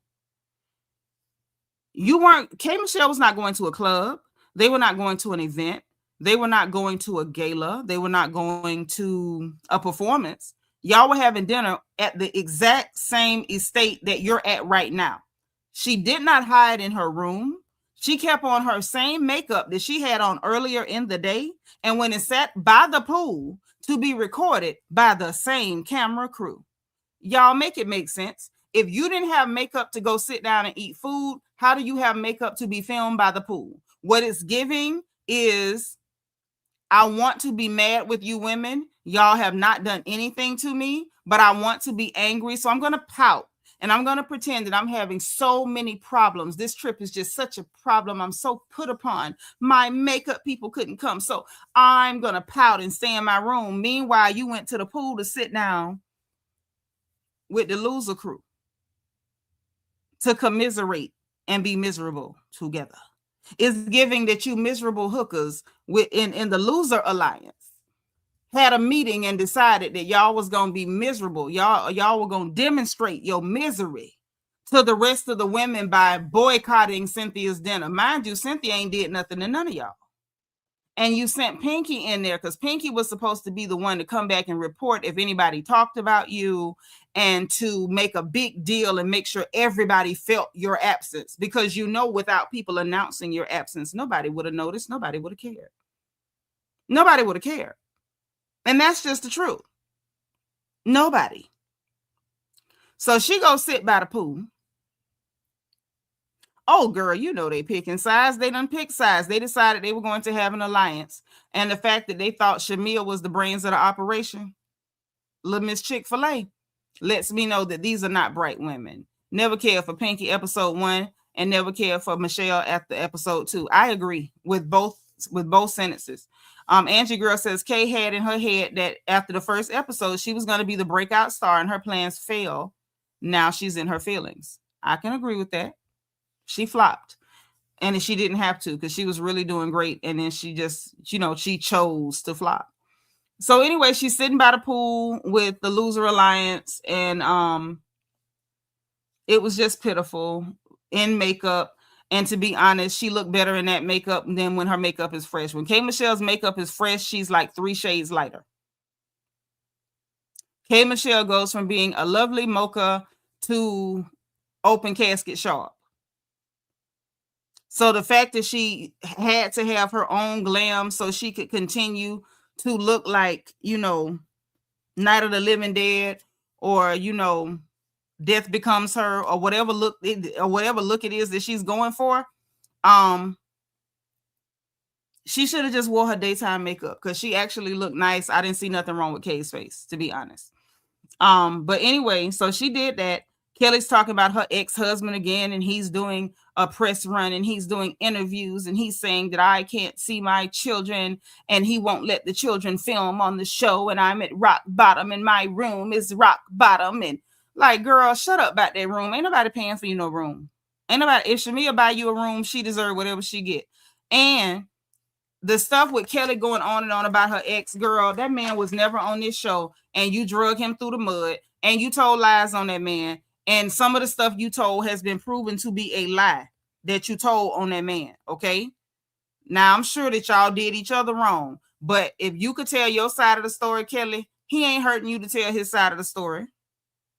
Because if we gonna be fair, before Kelly Farrell got on this show, we didn't know you nor your husband. We didn't know him, and we didn't know you. And right now, we wish we didn't know you. Now you on camera crying about a man that we never officially or formally met on this show, because he telling his side of the story in social media and podcasts and anybody who will talk to him. Like, enough is enough.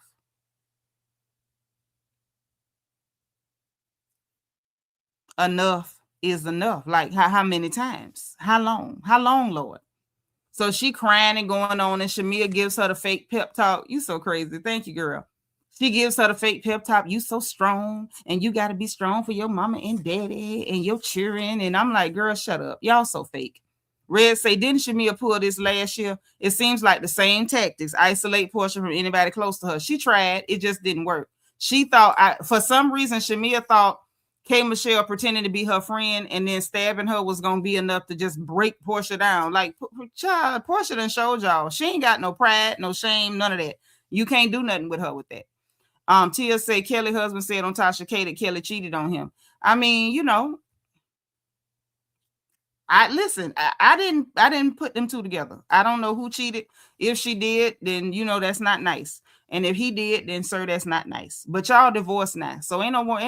To me, once people divorce, there's no point in talking about who cheated during the marriage. The marriage is over. Marriage is over. It's over. Yeah, they need to figure out how to, do visitation. Who gonna see the children? Who gonna have the children?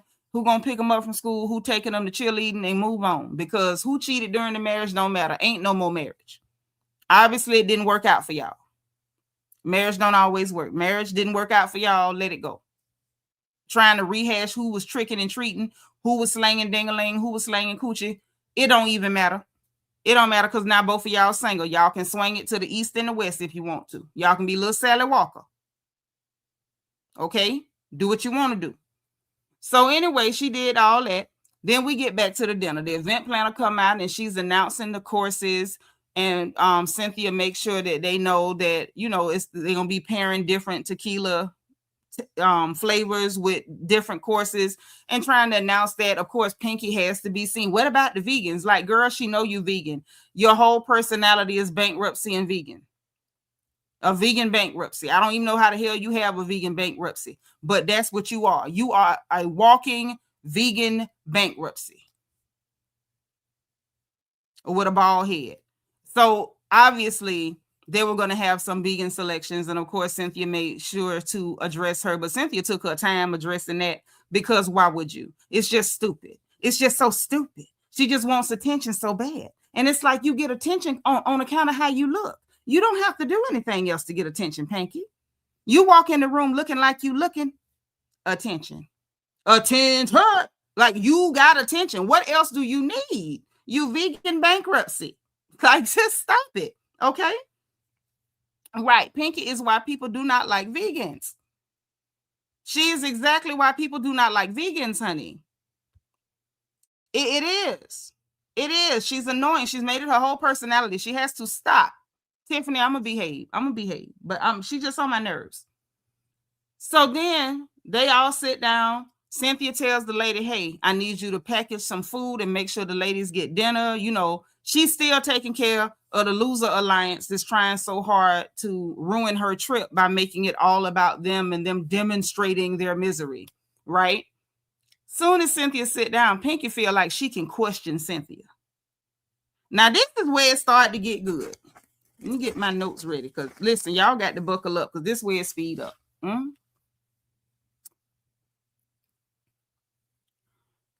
She decides she gonna question Cynthia. Well, was it a reason why, you know, the room assignments, like, was there something behind that? And so Cynthia was like, well, they were the closest, and I thought it would be good for them to have, you know, their space together. They got the pool, you know, just basically saying, no, there was literally nothing behind it. She was like, it was it based on who you closer to? And it was like, what is your problem? Jasmine say, you know, the cast is doing too much when Cynthia, Phaedra, and Portia has lost the plot. Yes, everybody had lost the plot. Cynthia was very gracious, and she got darn show better than me. You know, but Cynthia's from Alabama. She's one of our beautiful queens from Alabama. And I am indeed one of them wild Negroes out of Florida. I ain't built for foolishness, and I ain't gracious either. Y'all pray for me. I ain't built like that. And so she was like, yeah, no. Absolutely not. And Cynthia was not feeling her attitude at all. And it really do take a lot for Cynthia to kind of really be snippy with you and like really not be feeling you. But Cynthia wasn't feeling the Pinky of it all at all. She was like, child, what she need to worry about is her tiny house. That's the only thing she supposed to be worrying about is her tiny house. Because she said, you know, they didn't come to me with the energy you came to me with. I talked to them, and that ain't the energy they brought to me. And she's like, oh, really? Oh, yes, because they still being fake. You came out here with their real attitude and animosity. And Pinky, you could tell when Cynthia told her they didn't come to me with the energy that you came to me with. Pinky was sitting there caught off guard like, oh, I thought we agreed that we don't like them and we're going to be nasty and we're going to tell them and we're going to neck twirl and do all that. Girl, bye. Girl, bye. Okay? So anyway, she really didn't really know how to respond to that. And so Angela tells them about the whole Kelly saying that freaking frack is whack and all that about the room assignment. Portia and Phaedra sitting there like, huh? We didn't pick the rooms? Like, what the hell? And so Angela was like, look, all I'm telling you is they say y'all is the best friends that should have been out there. And so, of course, Phaedra with her little shady tail, she talking about, well, I ain't surprised, you know, that they upset about, you know, the best friends or whatever, because she calls her and Portia Dom Perignon and calls them Andre. And production again, messy. So they show Shamia and Kelly looking a mess, screaming and yelling with their mouth wide open and running. And I said, wow. Wow. I also said Dom Perignon. No, Dom Perignon. You and Portia's Dom Perignon. I'd have gave y'all some Ace of Spades. You know what I'm saying? Like, it's expensive, but it's still a little hood. I would have gave him some Ace of Spades or, you know, something like that. You know, some Hennessy Paradise. But I wouldn't have said Dom Perignon. I wouldn't have said no Dom Perignon. But that's what Phaedra said. Dom, you know, she feel like she Dom Perignon. I'm gonna let her have it because, you know, what do I know? What do I know? I mean, I'm a mason jar of white lightning. So what do I know? Anyway, so then Angela points out Pinky's hostile attitude. And Pinky was being hostile. She was like, I just feel like, you know, you a lot with this, like you being kind of hostile about this whole thing. And, oh, well, I'm not. But Angela, this is one time Angela wasn't wrong. DS said they more Mad Dog 2020. Get back in that corner. 9-second violation. 9 seconds. Okay? And so Portia was like, look, let's just stop this right here. Cynthia did a great job. So she was praising, you know, the job that Cynthia did, finding them a very lovely place. And the fact that the rooms wasn't perfect, but like the grounds themselves are wonderful. It's wonderful places, the wonderful things to do. It's a sprawling estate. Like, it's very, very nice. And like, you know, just pointing out, Cynthia has done a lot to make sure that everybody has a nice time. And the accommodations are really lovely. And, you know, basically, like, we're not just going to jump on Cynthia over some rooms not being perfectly, you know, set up right. Toria say Pinky is aggressive. Yes, and so is her face. I've been upset about her face since, you know, we heard she was going to be on the show. And people that look like that be aggressive. Red say, I'm telling you, Shamia is ahead of this. Oh yeah. The idea to isolate Portia and come up with alliance against Portia, Shamia want to show. She does, but she's just not likable. She needs a steak. She probably needs some cute steak, rice, and gravy. See, Ripple. Yeah. And I'm going to need you to head to the corner too. That's a good old 10.5 second violation. Not the Ripple. Not the Ripple. What next, y'all? Thunderbird, Night Train, Cold Duck, Wild Turkey. Y'all clowning. Her face is very aggressive. Very aggressive. Not pleasant at all. It tries too hard. It tries too hard. Okay. But look, that ain't all. So after Portia said that, Pinky back just doing too much, just, you know, she was like, you know, Portia was like, look, Pinky be doing too much. She say what she got to say, then she just keep basically beating a dead horse. Just beating a dead horse. Not the old E. Tori say red stripe. Old Irish rose. I can't with y'all. I can though, because I love y'all. Y'all crazy. And she do beat a dead horse. So Portia was like, you know, it was so funny after that. So then Drew was like, well, Portia, did you talk to Kelly? Why would she talk to Kelly? Now, this is where it got good again. Not Colt 45. Not Colt 45. This fool said Fo Loco. I ain't fooling with y'all. But I am though. So look. So after that, I'm like, where did Kelly come from? Why are you asking Portia, did she talk to Kelly? Like, what's wrong with y'all? So I'm watching. Portia was like, yeah, well, I mean, the last time I reached out, I made a gesture. I sent flowers to her opening. And she was like, well, I don't know how she took it. She said, well, actually, I do know how she took it. She said, broken flowers, broken person, whatever.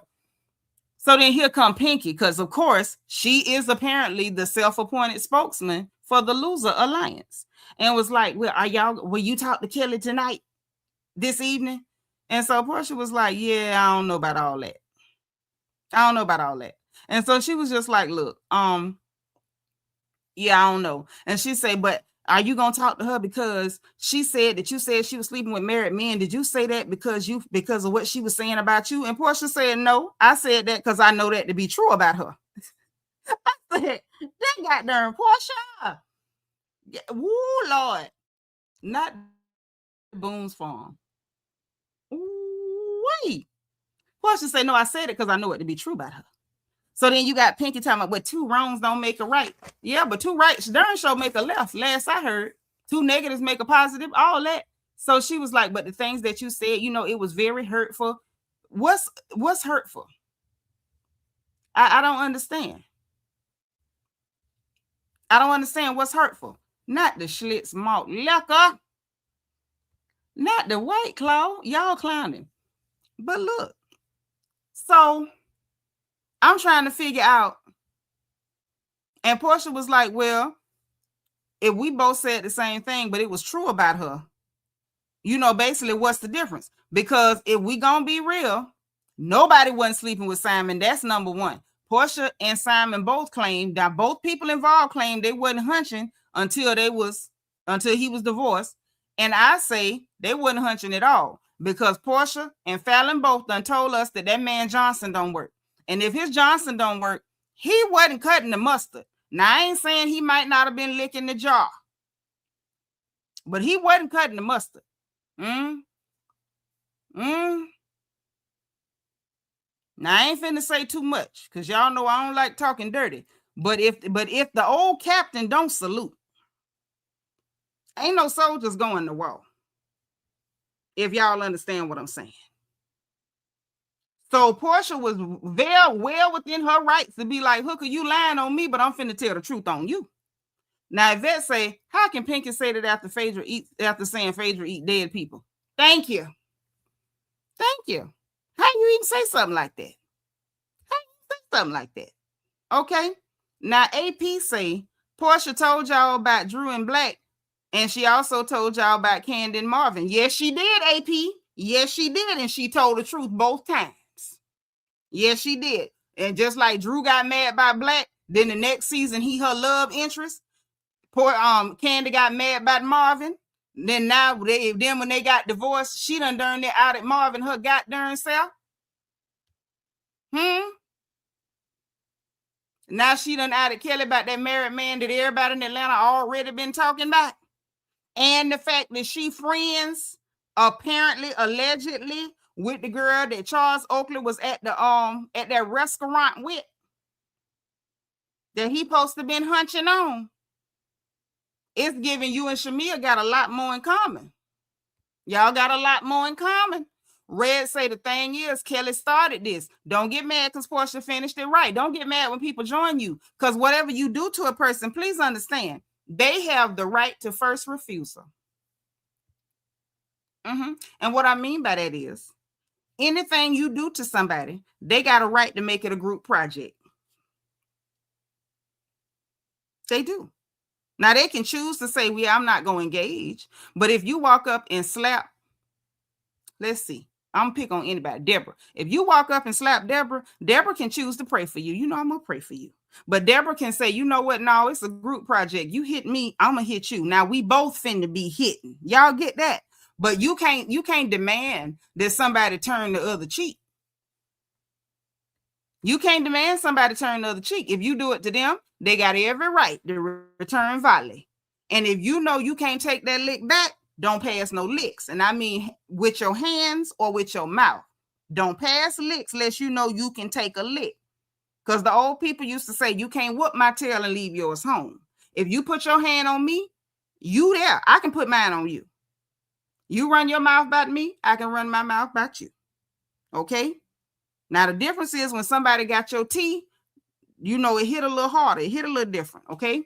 So then you get Angela trying to make this about her. I don't know what Kelly or Portia fixation is on sleeping with people's husband. I don't understand. I'm married. I take my vows serious. And Angela, shut up. This ain't about you. Don't nobody want the granddaddy from Boondocks.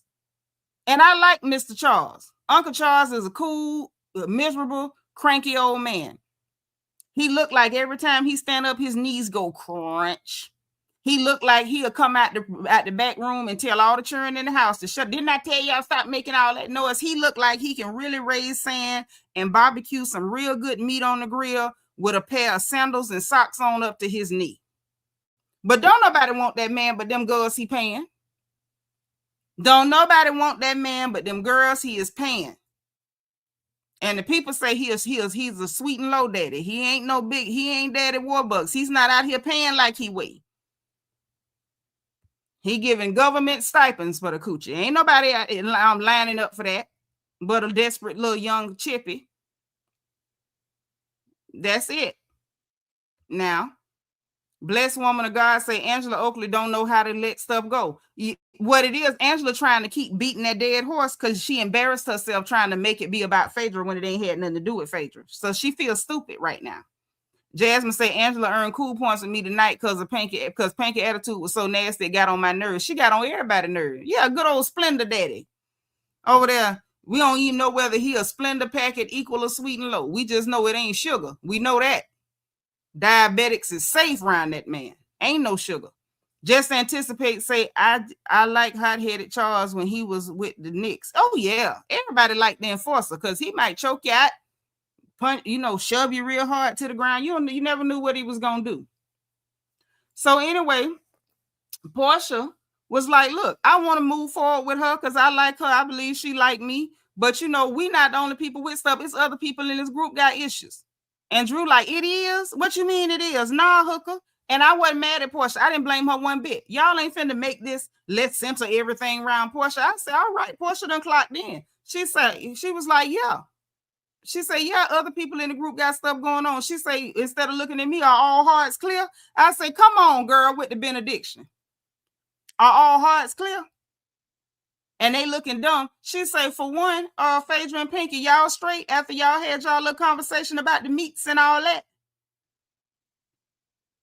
And Phaedra was like, yeah, we talked about it, or we spoke on it, but we ain't talked about it. And so Pinky was like, yeah, we did speak on it, but we ain't talk about it. And it came back to that or whatever.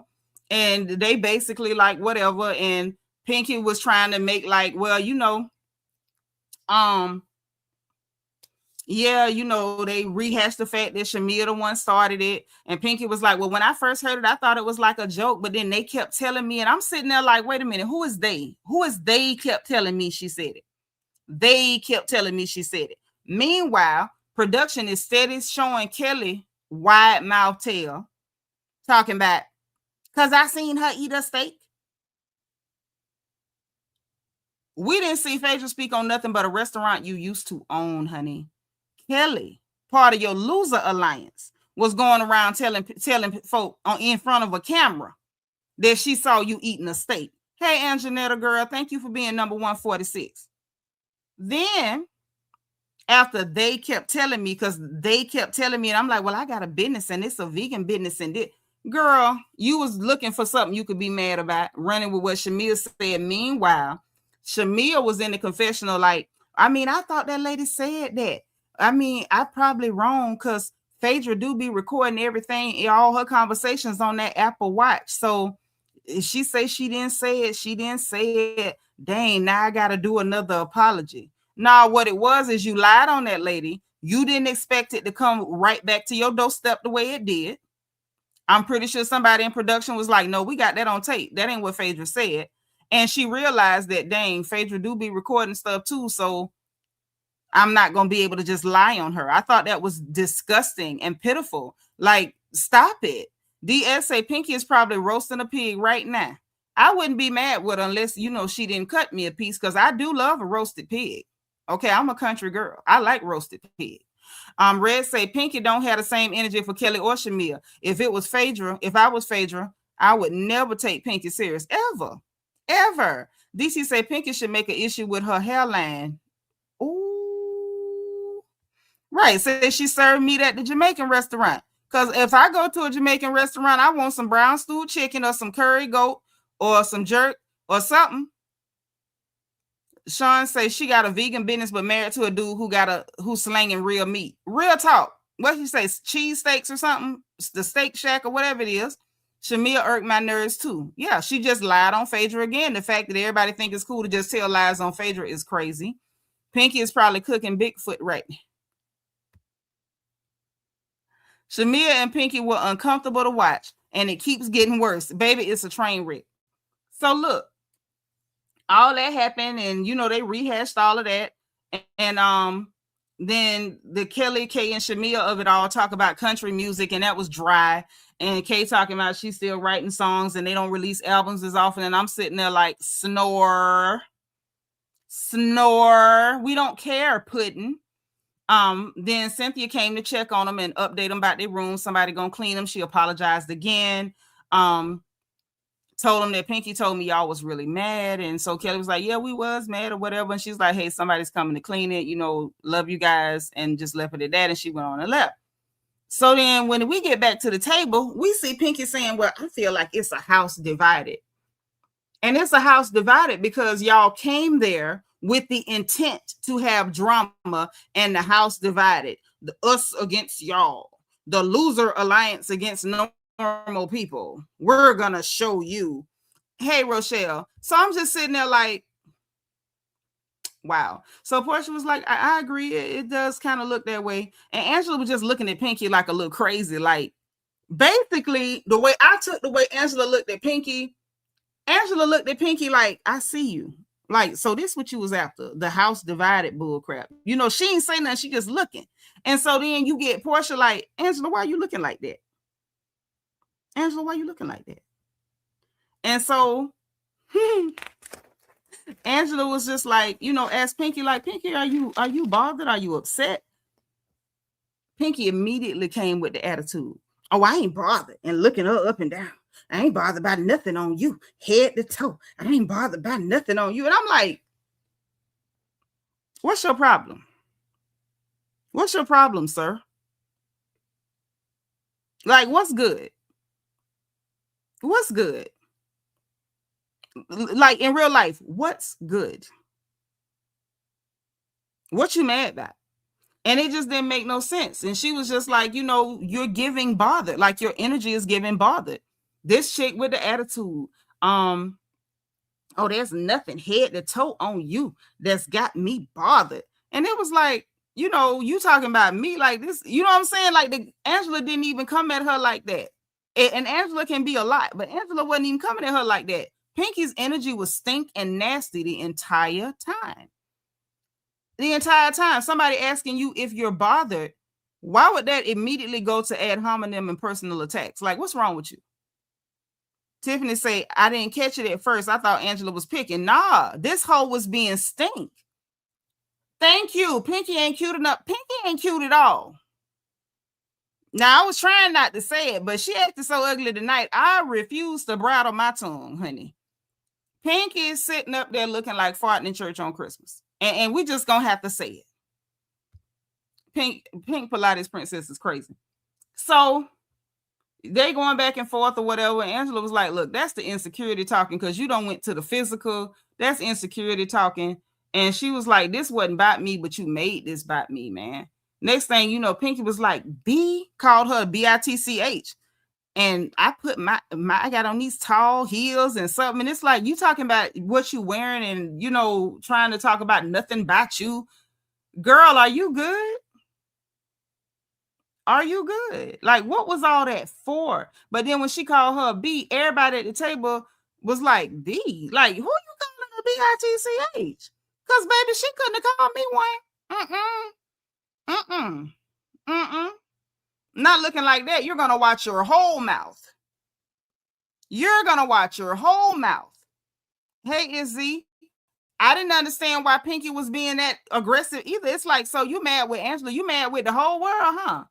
Yvette said, I don't think Angela liked how she came at Cynthia. Nobody did because it was uncalled for. You saw Portia didn't like it because she shut it down. And she was like, first of all, Cynthia did a great job. Nobody was digging it. It was nasty. It was as nasty as her head. It was just nasty.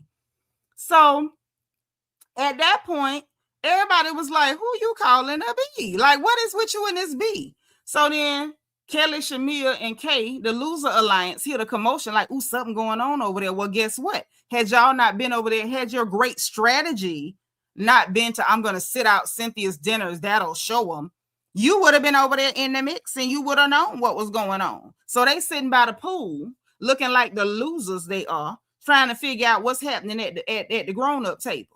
And I was sniggling at that because that's what the hell you get, sitting over there thinking you making a statement when all you did was make everybody else's dinner, you know, more bearable. And if y'all had took Pinky little bald head tail with you, the dinner would have been real bearable. Everybody would have had a lovely evening without her sitting up there looking like she looking. So anyway, you got then you got Angela trying to be witty in the confessionals. BITCH, she said what she said it was best in taking control of herself. And I'm like, what does that have to do with anything? But okay, you came up with an acronym, girl. Go you. So then you got Pinky talking about it's a term of endearment. I'm a bad B. And Angela say a bad B, a B that don't pay her bills. I say, well, Salud, the whole table got quiet. Even Drew Sadora neck grew 2 inches. I say, this is serious. So next thing you know, she talking about, oh, you could never touch the money I have had and this and that. Angela say, I could throw a rock and hit 10 people you owe money to. I say, Jesus, blessed Father, what's going on? So then she talking about, I have multiple $1 million businesses. And Angela said, you got multiple $1 million bills. I said, oh, my Lord. So you really got to piss Angela off in real time to get a real read because last season, all we got was rehearsed bullcrap. Baby, she got pissed off for real and she gave it to her. So then, listen, I told y'all I had to take detailed notes. So then after that, she talking about turn your fan on because you sweating. And all before that, oh, my husband is paid. I have plenty of money. My husband is paid. Angela was like, yeah, but you owe too many people. You still owe your employees. I could never cancel Christmas on my employees because you owe them. You owe them people money. What are you talking about? I don't owe them no money. And I'm sitting there like, Pink. Nah, Pink. Nah, Pink with the yellow hair. Them people was saying that you owed them, your employees. I remember that. It was all over the place. Them people was all over Atlanta. They was working for you. They said you had owed them some money and you had not paid them the money what you had owed them. Pink with the yellow hair. So Angela clocked her tea. So she talking about, well, I owe you a lace front. And so she was like, oh, okay, Mr. Clean, Papa Smurf. I say, woo, Mr. Clean gets rid of dirt and grime and grease in just a minute. I say, let me find out Pinky could have went out there and cleaned the pool house. Mr. Clean, got to almighty, got to be more careful. So then she tried to talk, mind you, Angela didn't even go to the physical. Pinky went there first and Angela met her there. Baby, she met her there. Angela made this a group project, y'all. Then she said, well, I owe you veneers because you got an overbite. She say, baby, I know you ain't talking about teeth the way your teeth over there commingling in an incestuous relationship. I say, oh, Lord, hold my mule.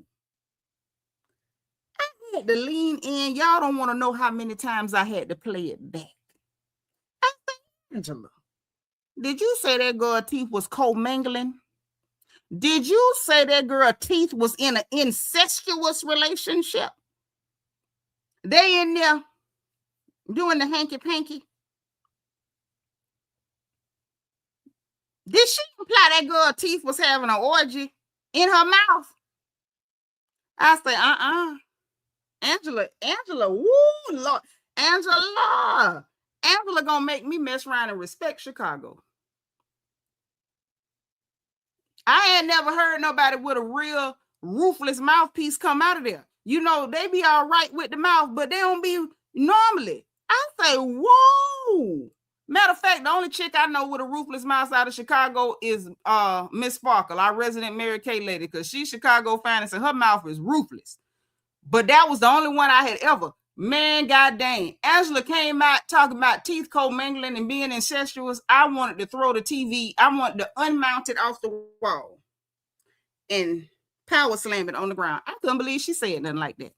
I could not believe she said nothing like that. Yeah, Charles done rubbed off on her. She done been around Uncle Charles too goddamn long. Here she go. You see, wait. Y'all see she laughing because she knows she guilty. She knows she guilty. Shout out to Miss Sparkle. Y'all know she guilty. So listen, hold on real quick, because she told me to tell y'all something real fast. Hold on, because y'all know my mind bad. I went talking about these hookers and don't forgot what I'm supposed to done said. So the question is, it's a question for the people participating with the Mary Kay to get y'all free stuff. She said, when is Mary Kay's birthday? I'm asking y'all that now. Anybody put the answer in the chat? She looking. Okay, it's 2 more questions. Keep listening for them. When is Mary Kay's birthday? Moving back to the story with this ruthless Angela Oakley. Oh, she just ruthless.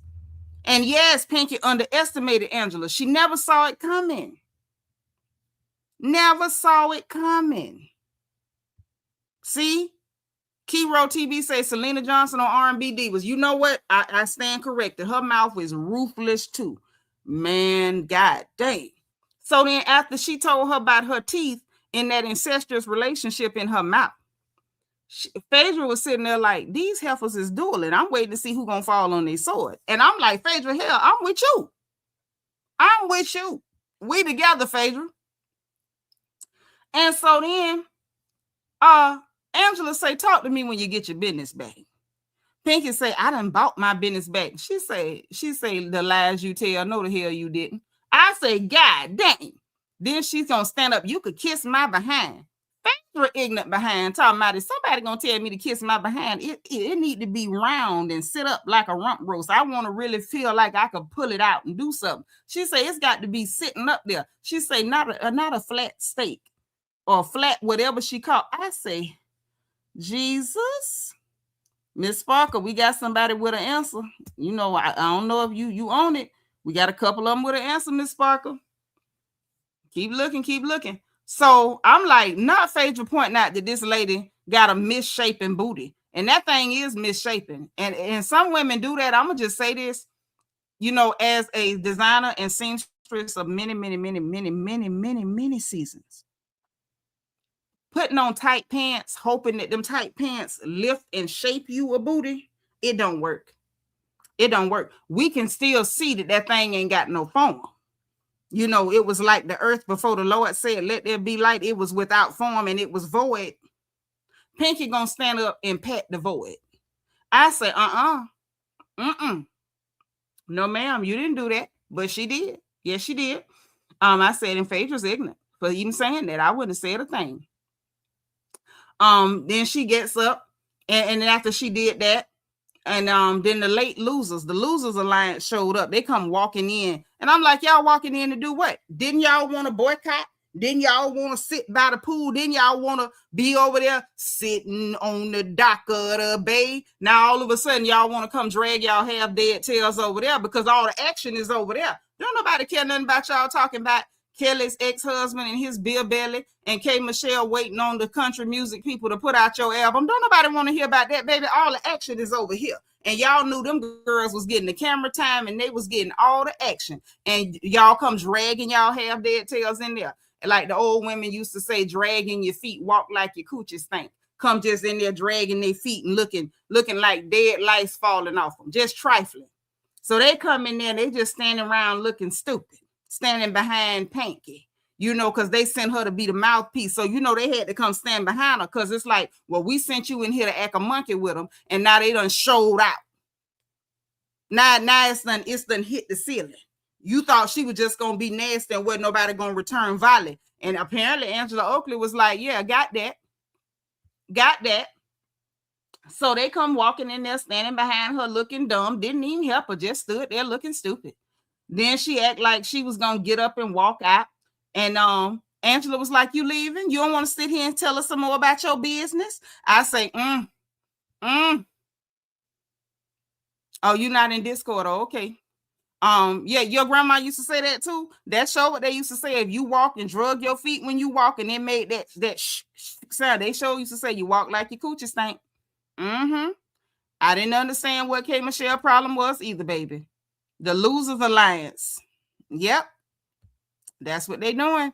They had a legendary scene in the making happening over there. Yeah, and they sitting by the dock of the bay. Like the losers they are. So anyway, they standing there. And after Angela went to poking with her, like, oh, you leaving? You don't want to tell us some more about your business? She sat back down. Then Drew Sidora is kikiing and cackling in the goddamn confessional. And I actually enjoyed Drew in the confessional outside of the conversation because she don't do well in conversation. She's just not interested either. But I like when she stay out of it and do your cackling and kikiing in the confessional. Because she was like, well, I don't know what she doing. I ain't never seen nobody backpedal on a walkout. She said, but whatever she did, she sure didn't leave. Everybody was really enjoying the kiki. One of y'all put the Discord link in the chat. One of the moderators put the Discord link in the chat so anybody who's not in Discord can get in there and take part in what's going down with the Mary Kay of it all, honey. So look, after she sat back down, I'm with Drew Sidora. Like, girl, you get up like you finna storm off and then sit down. I don't really know what to do with that. That was crazy. So anyway, Drew cackling, I'm cackling. Pinky sat there and played the victim. She's like, I would never trust you again in something, and y'all act like y'all care, and then you don't, and trying to play the victim. Like, girl, you ain't no victim. Stop picking and poking with people like you can't get popped. She asked you, were you bothered because your attitude was stink? You immediately went to trying to talk about this lady's appearance, talking about you need lash glue, this, that, the third, yada, yada, and you got chewed the hell up. You got chewed up. Pinky thought she could get loud and you could just out loud somebody. If somebody's mouth slicker than yours, there's nothing you could do, boo. Being loud does not help you at all. But wait, there's more. The notes are still here. So after that, after she, you know, backed out of her walkout, I don't even know what you call that, played victim, Angela was like, I don't care. I know you don't care. Sure don't. And so then she gonna say, your husband don't like you. Angela say, y'all got a whole extra wife tied. She say, y'all got a live-in wife in the basement. I say, wait a minute. I had to run that back. I say, she got what in the basement? Pinky didn't even deny it. Later on, she talking about, you know so much about me. Angela said, no, I don't know nothing about you, but you know something. Because when you mentioned that they had a hole in the basement, that hooker sure didn't know what to say. She didn't know what to say about that.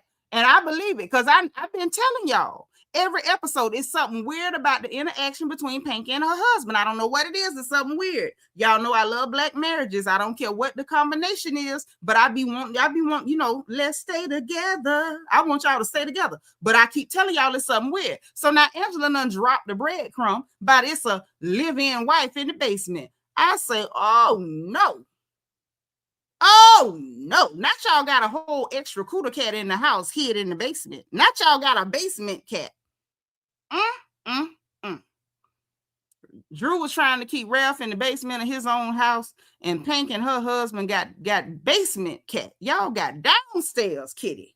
Lord have mercy. This is a mess. So then, wait, there's more. So then after all that, everybody shook. Portia was shook up like in the basement. She dropping stuff all out her hand in the confessional. Ain't nobody know what the hell to say.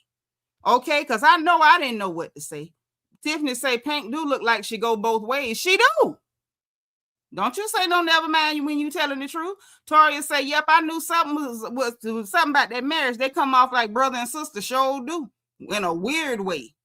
Brandon say, what is it with spouses in storage? Vanessa Williams had her first husband in the basement and Rick Fox in the attic. Drew had Ralph in the basement. Now Pinky got a sister wife in the basement. Listen, y'all stop putting people in strange places in y'all house, yeah? Stop it. Pinky behaved how Kelly did when Portia accused her. Guilty? I stand accused. She kind of looked like Isaac Hayes. Maybe, maybe I stand accused is her song, child. I don't know. So then Kelly talking about Angela need to mind her business and worry about what Charles might have. Girl, Kelly, you need to be quiet talking about Charles before Angela put 2 and 2 together and realize that it's one of your friends hunching her husband. Because what I do believe is Angela can whoop you. I think that Kelly need to be real quiet talking about Charles and what Charles might be doing and who Charles might be screwing. Because Kelly, if she find out that it really is one of your friends that's hunching Charles, your lunch is ready. And if she get the idea that you the one really set up all that stuff, that set her off on a spiral line on Phaedra, embarrassing herself, I don't believe you could whoop Angela. Y'all can call her big foot, big leg, call her what you want, a big mama. Call her whatever you want to. Kelly, I don't believe you could beat Angela. I'm going to just say that. I feel like the last person that should mention Charles is you. And you shouldn't be mentioning nobody's husband, considering that pot-bellied man of yours done gone. You ain't got no husband. Yours and nobody else's, because that other woman husband you hunching, you ain't got him because you can't even admit to it in public. You ain't no Kim Zolciak. Because see, Big Papa wasn't her husband, but she could talk about it. She didn't have to hide it. This man here, he apparently told you better not breathe a word about him. You better not whisper him. You better not even whisper him with a nickname. Right, and I concur. I believe Angela can handle every one of them hook. Cynthia either. I don't think she could whoop Cynthia either, because Cynthia kind of, that's a country girl. She kind of solid too. Yeah, Kelly husband wasn't a looker, but Kelly over there giving that Rocky Dennis energy. She giving that mask. So she got, you pull what you could pull. Everybody got a level.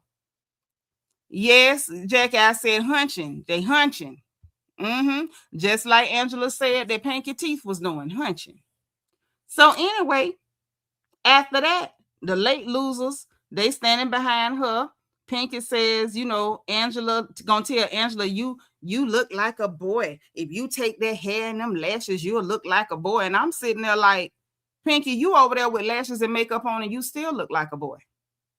And what is Pinky's predisposition with trying to say that everybody bald-headed? Pinky, you bald-headed. You cut your hair and dyed it blonde to make yourself feel better about being bald-headed. It's better to, and I agree. If your hair don't grow, it ain't no sin. You can be a woman whether your hair short, long, or whatever. That don't take nothing away from your womanhood. Let's get that out in the open, okay? If y'all with me, say amen in the chat, because we got to talk about something. Because there's some stuff really wrong with Pinky. Let's talk about this. If you somebody who hair don't naturally grow, because everybody hair don't naturally grow, and that's okay. Now, if you try to do some stuff to get a little extra growth, that's cool. But we got to be real. And thank y'all for the amens. Whether you have long hair, short hair, it don't take nothing from you as a woman. It don't take nothing from your womanhood. And I'm going to go so far as to say, if you somebody who hair don't grow out a lot, it's better that you style it. You know what I'm saying? Rather than trying to grow it and it's coming out, real thin, or it's uneven, or you having challenges with it. Cut it short, style it. I like that. I think that's a very good idea. But because you got challenges with your hair, trying to project that on every woman you talk to is weird. Now, we saw her on social media try to project that onto Phaedra. Oh, without that wig, you probably look like a tennis ball. No, Phaedra got a head full of hair. We done seen her hair before. Matter of fact, every lady on that show, unless they the brand new ones, we done seen them women's hair before. But Pinky keep trying to project that on the people as though Black women don't have hair. No, sugar, you don't have hair. A lot of Black women have hair. Even the ladies who wear wigs, they like it because it protects their real hair, and they want to be able to have versatility in their styling without damaging their hair and putting all that heat and all that color and all them chemical treatments in their hair. Stop projecting on the people. And it's giving, you're screaming your own insecurities. You styled your hair short to make yourself feel better, as you should, because if you feel better, you act better. Normally, I would hope. But you still insecure about it, because it's always where if we take that from you, you'll probably look like a boy. No, baby. If you think Angela minus makeup looks like a boy, mind you, we just saw Angela at the reunion last year without makeup. Angela don't look like no boy. Angela's a pretty woman. She don't look young, which is why we don't believe her with the young thing, but she's not ugly at all. That skin was fresh at that reunion. And the idea that you could think to tell another Black, well, not another, because y'all not the same, but to tell a Black woman without your makeup and eyelashes, you're going to look like a boy. Pinky, you got on makeup and eyelashes and look like a boy. And I want to be very clear. Pinky don't look like a boy because her hair's short. Pinky look like a boy because she unattractive. That's what that is. Your hair don't make you pretty or not pretty. You either pretty or you're not, and it ain't your hair. It ain't your hair. Yeah, we done seen Cynthia hair. Cynthia don't have a lot of hair, but Cynthia has shown us her hair. She absolutely has. We've seen it on that very show. We sure have. But Pinky got to stop doing stuff like that, because when people come back at her, then she want to cry and she want to be a victim. Girl, telling another woman they look like a boy without makeup and you look like a boy with the makeup is crazy, and not even a good looking boy, because there's some boys that be killing it. I'm gonna tell you like this: Saucy Santana put on his makeup and he eats you up, Pinky, with his beard. And I'm gonna say it again for the record: Saucy Santana from Quincy, Florida. Santana put on his makeup and he eats you up. He eats you up. Alonzo Arnold, that do wigs and stuff, that be doing facial hair sometime up there in Atlanta, he's a boy. He put on his makeup. He eats you up. He chews you. He chews you up with your makeup on. I feel like Pinky needs to refrain from talking about people's features, body, or face.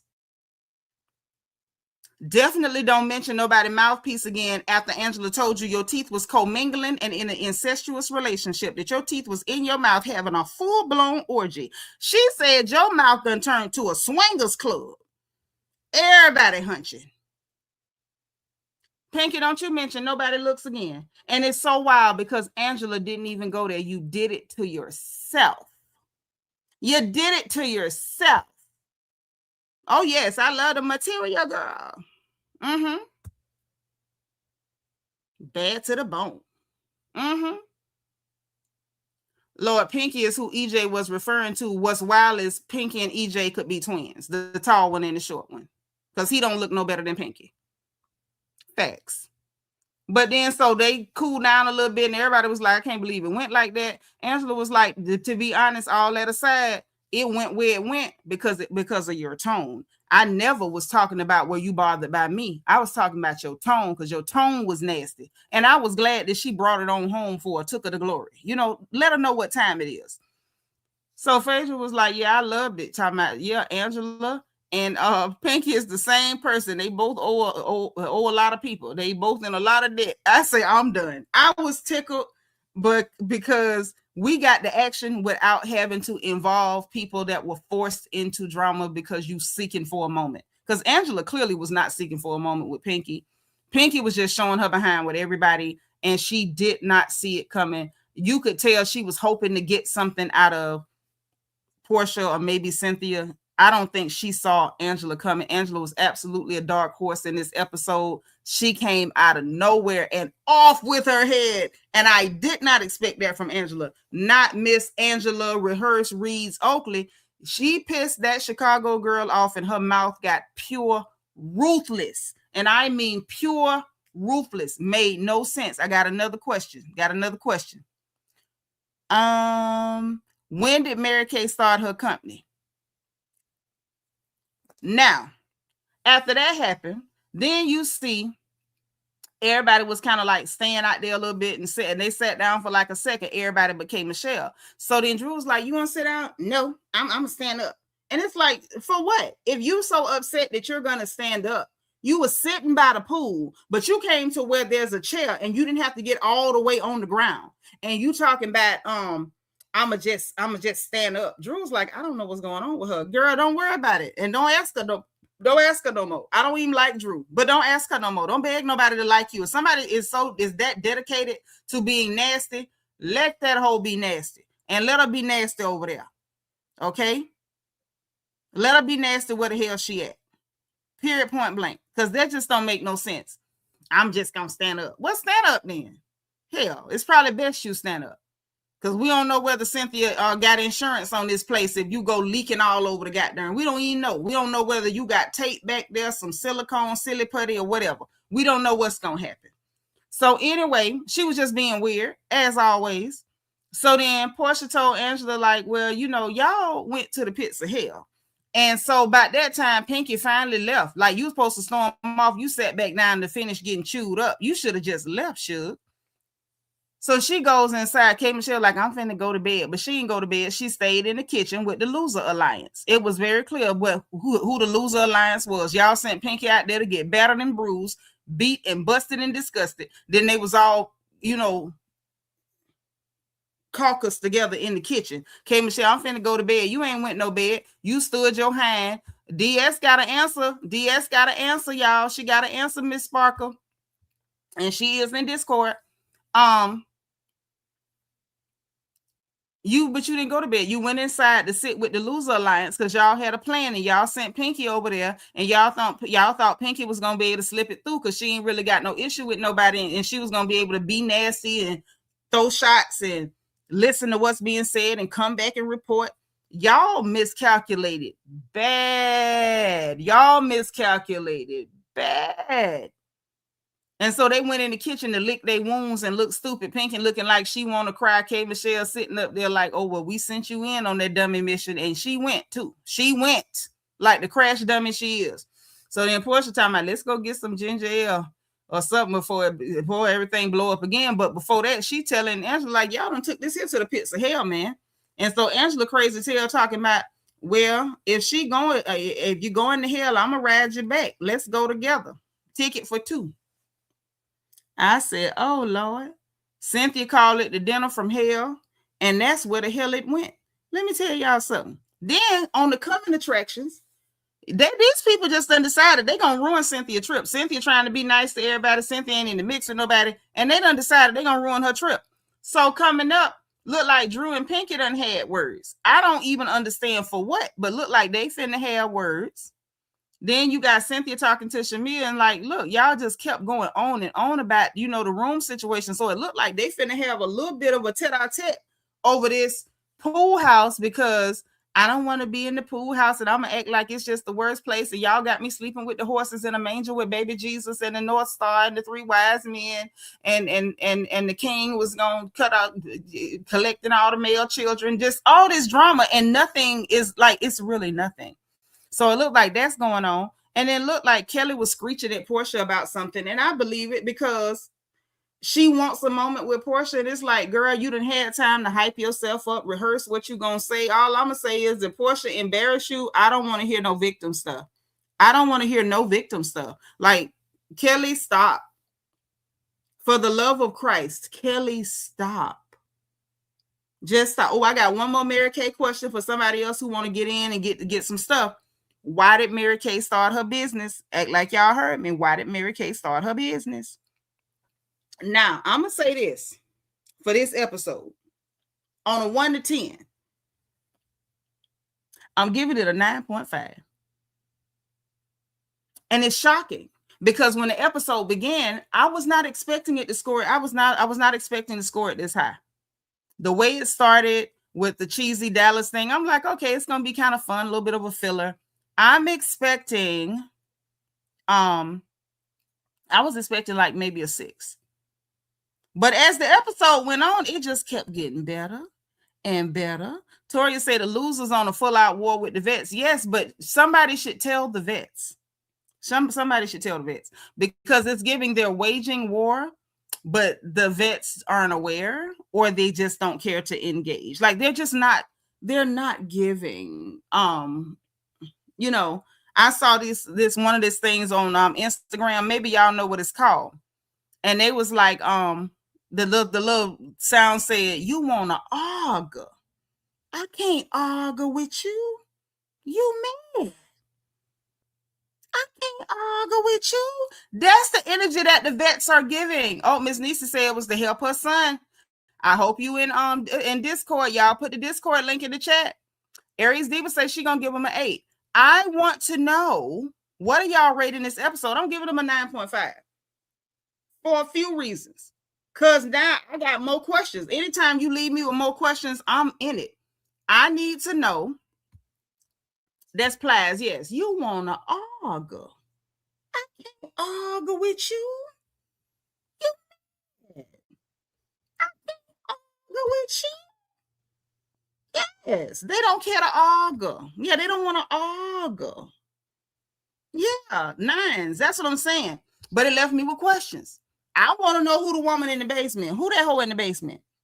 I want to know, Panky, did you really believe, did nobody hear about you not paying your employees? Or did you think nobody believed your employees when they told people you still owed them money? I also want to know why you didn't deny about that woman being in your basement. I also want to know, is Angela ever going to catch on to the fact that hoe that Charles was at the restaurant with was Kelly's friend? What else would I like to know? I would also like to know if the loser alliance is going to continue on the same path, or are they going to realize that it's a dead end and abandon ship? Evolution say the Reeds brought the nostalgia of the Real Housewives of Atlanta from Angela.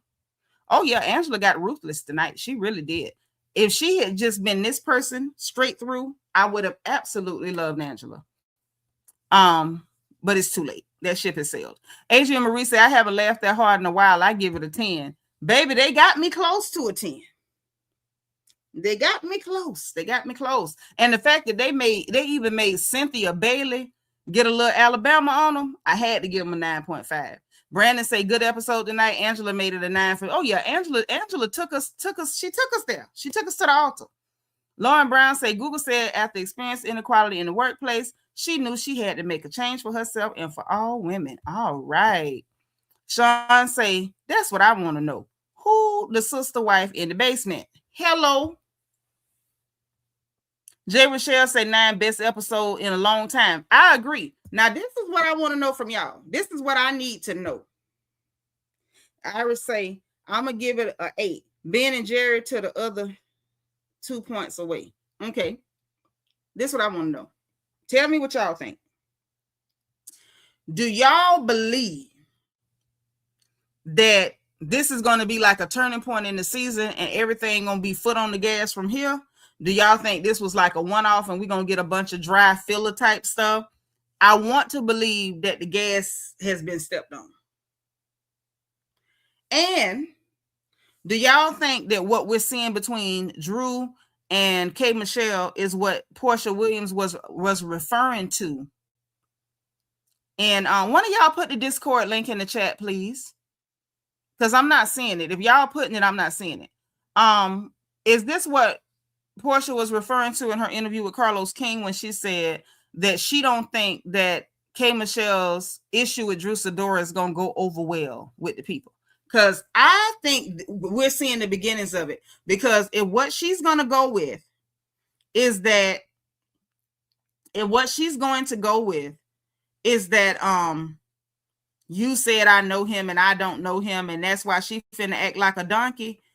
I can tell you that's not gonna go well, because that's nothing to be mad about. That's even stupider than being mad because another woman thought you might have had a miscarriage after you told her you was trying to have a baby. Like, there's certain levels of stupid that just can't be helped. There's certain levels of stupid that cannot be helped. I put the Discord link in the chat because I'm not understanding why I'm not getting the Discord link, and I'm asking y'all to please put a Discord link in the chat. I just put it in there. Y'all hit Discord, join Discord, get in there, make sure you're in there. But I think this may be the beginnings of where it goes. Adrian Marie said we still got Portia and Shamia going at it coming up, but that's supposed to be in Scotland, not in Dallas. So yeah, you know what I'm saying? Down the road, we got some more action. But I want to know if y'all think that it's going to like lull to like a little quiet and then have to pick back up, or this is kind of like the turning point for where things get tense, get dramatic, and these heifers don't stop. Blessed Woman of God said, I think the trips will be the best part of the show. Okay, that's fair. Deborah Randall gave him a 10. High praise. High praise from Deborah Randall. Sean say, no, I think the gas has been stepped on or at least tapped on. Okay. Toria say, yeah, this is the tipping point of more drama to come because the cast holds grudges. This is getting interesting. Hold on. It's getting interesting. Yeah, I still need to know about that chick in the basement. Yvette say the gas is stepped on. I agree.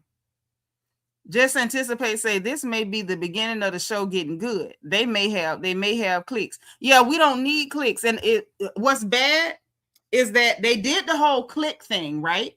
They did the whole click thing. And then after, alliances don't work. It's been talked about. It's been discussed. It's been, the dead horse has been beaten, flogged, turned into glue, actually. And the fact that Shamia tried it last year, Britt Edie exposed her, and then you tried it again this year with K. Michelle, Kelly, and Pinky, like this is what you came up with. And so now it forces me to ask the question, as long as Shamia is on this show, every time there's new people, are you going to try to make an alliance? Like, stop, stupid. It doesn't work. Brandon Martin say, yes, this is where season 17 rubber meets the road. It's brewing to what Portia hinted at about Shamia and her. Oh, you think this started the Shamia and her thing? I thought this was where the Drew Sidora and the K. Michelle started. Maybe. K is definitely going down the wrong road. It doesn't look good. It looks ridiculous. Deborah say, all gas, no brakes. Oh, shoot. All right. Y'all see it from our resident Mary Kay lady. Okay, Jasmine say, if the new girls keep coming with these uncalled for nasty attitudes, everybody gonna stay activated. Yeah, because ain't nobody good at just taking abuse. You don't talk to people crazy and think they're not gonna give it back to you. Yvette say, I need Pinky to know it was Kelly, not Phaedra. That's the other question. Do y'all think it's ever going to be addressed? Do you think anybody is ever gonna lay it out that Kelly said that? Now I'm gonna tell y'all what I think. Now, when it was said between Kelly and Shamia, right? Let's get into it. It was said between Kelly and Shamia. We know Shamia is never going to repeat it, but what we know about production is when production wants something talked about, they will find somebody and say, hey, bring it up. We saw that happen when Candy had somebody get shot down there at the Bullets and Biscuits. Y'all remember that? And now Drew had that performance that night where she was singing with Candace Dillard Bassett. And then production asked Marlo to bring up the shooting down at the Bullets and Biscuits. So Marlo brought up the shooting down at the Bullets and Biscuits. And apparently Drew was supposed to too, but Drew didn't do it. And Marlo did it. And Candy was mad, and it is what it is, right? I feel like if it does come up, production is going to tell somebody to mention the fact that Kelly is the one who said, I saw her eating steak.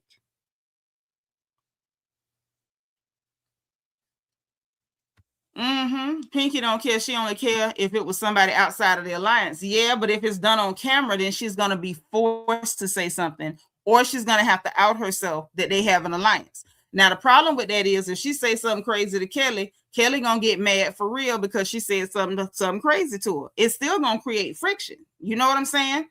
Then we got the Lauren Brown, who says she addressed it on one of the podcast shows. She apologized to Phaedra when she found out it was Kelly.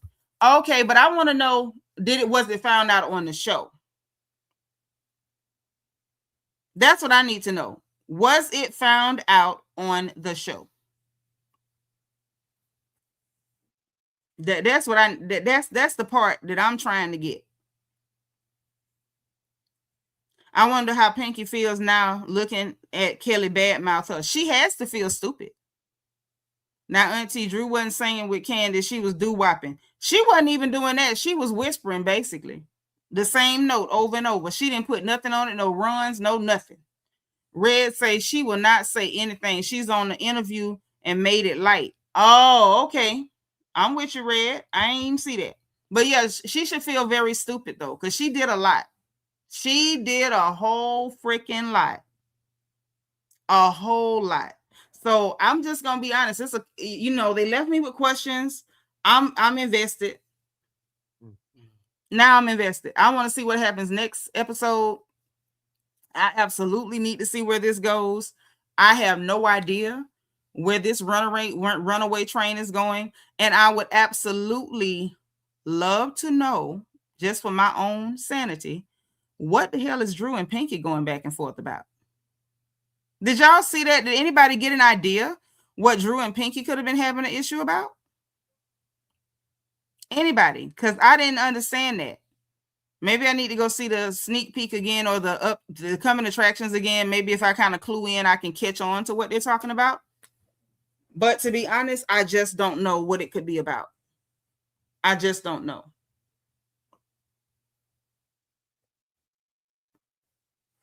I'm confused. Oh, Lord. Tori say, I hope Portia blesses Kelly. Girl, you and me both, because I'm tired of Kelly. I have had all I can stand of Kelly. I really have. Her, K. Michelle, and Shamia have made me tired. They have made me so tired that I don't even mind Drew anymore. Pinky, K. Michelle, Kelly, and Shamia have made me so tired that I don't even mind Drew. I don't even mind Drew. Yeah, I don't know. To be honest, I don't know, sis. I don't know. K. Michelle got an issue with Drew too. Mm-hmm. Yep, for no reason.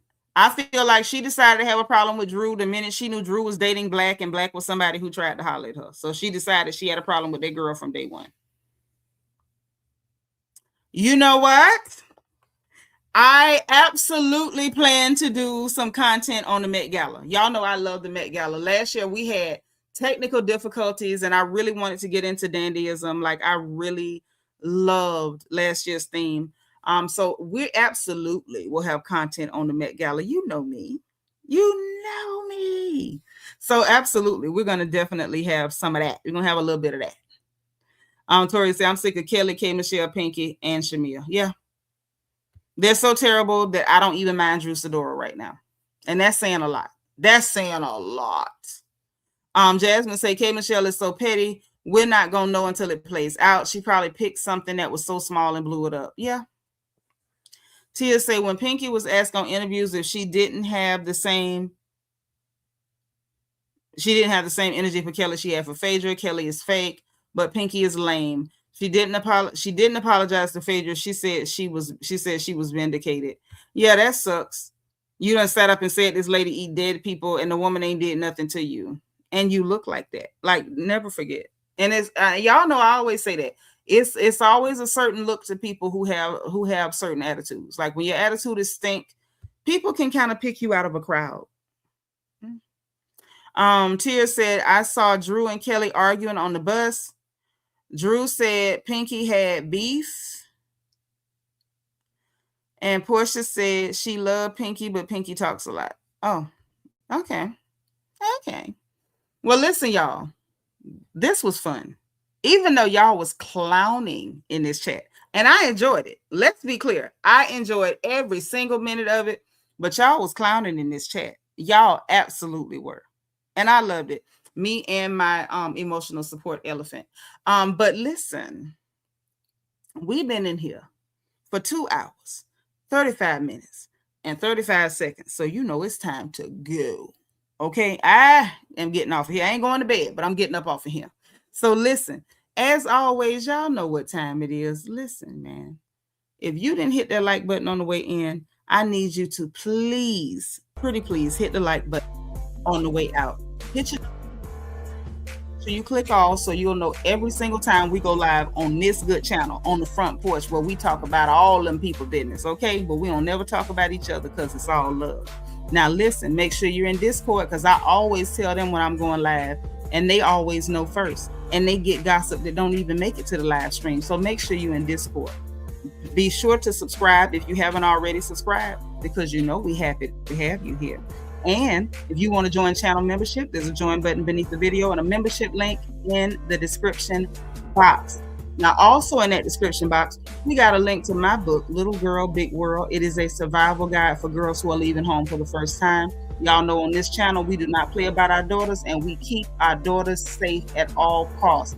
So if you got a little girl that just left home, even if she's been gone for a year and you just want to make sure she got a little extra something in her ear, you know, tips and clues about keeping herself safe in party situations, catching Ubers, being around strangers, going to kickbacks, all that stuff. Listen, the book is there. The link is there. If you go to Amazon.com and type in my first name, it pops right up. And if you can't afford a copy, but you want your girl to have a copy, get at me in Discord and I will see to it that you get one free of charge. We do not play about our daughters on this channel, okay? Now, also in the description box, we have the link for our merchandise store so you can get your crown gear, represent the royal family. We have the link for our Amazon storefront so you can shop for your home just like I shop for mine. And we have the link to my Amazon wish list because I accept all support and I appreciate getting things. It just feels like somebody thought about me and they showing love. So listen, I appreciate you guys. Everybody enjoy your night. If you're going to bed, good night. Say your prayers, okay? Sleep tight. And when you get up tomorrow for work, school, or whatever endeavor, be positive and productive. Make sure you encourage the people around you, but save some energy so you can encourage yourself, okay? And remember, in case nobody else says it to you, honey, God loves you, I love you, and there is nothing you can do about it. Talk to y'all again soon, okay? More than likely tomorrow. Bye.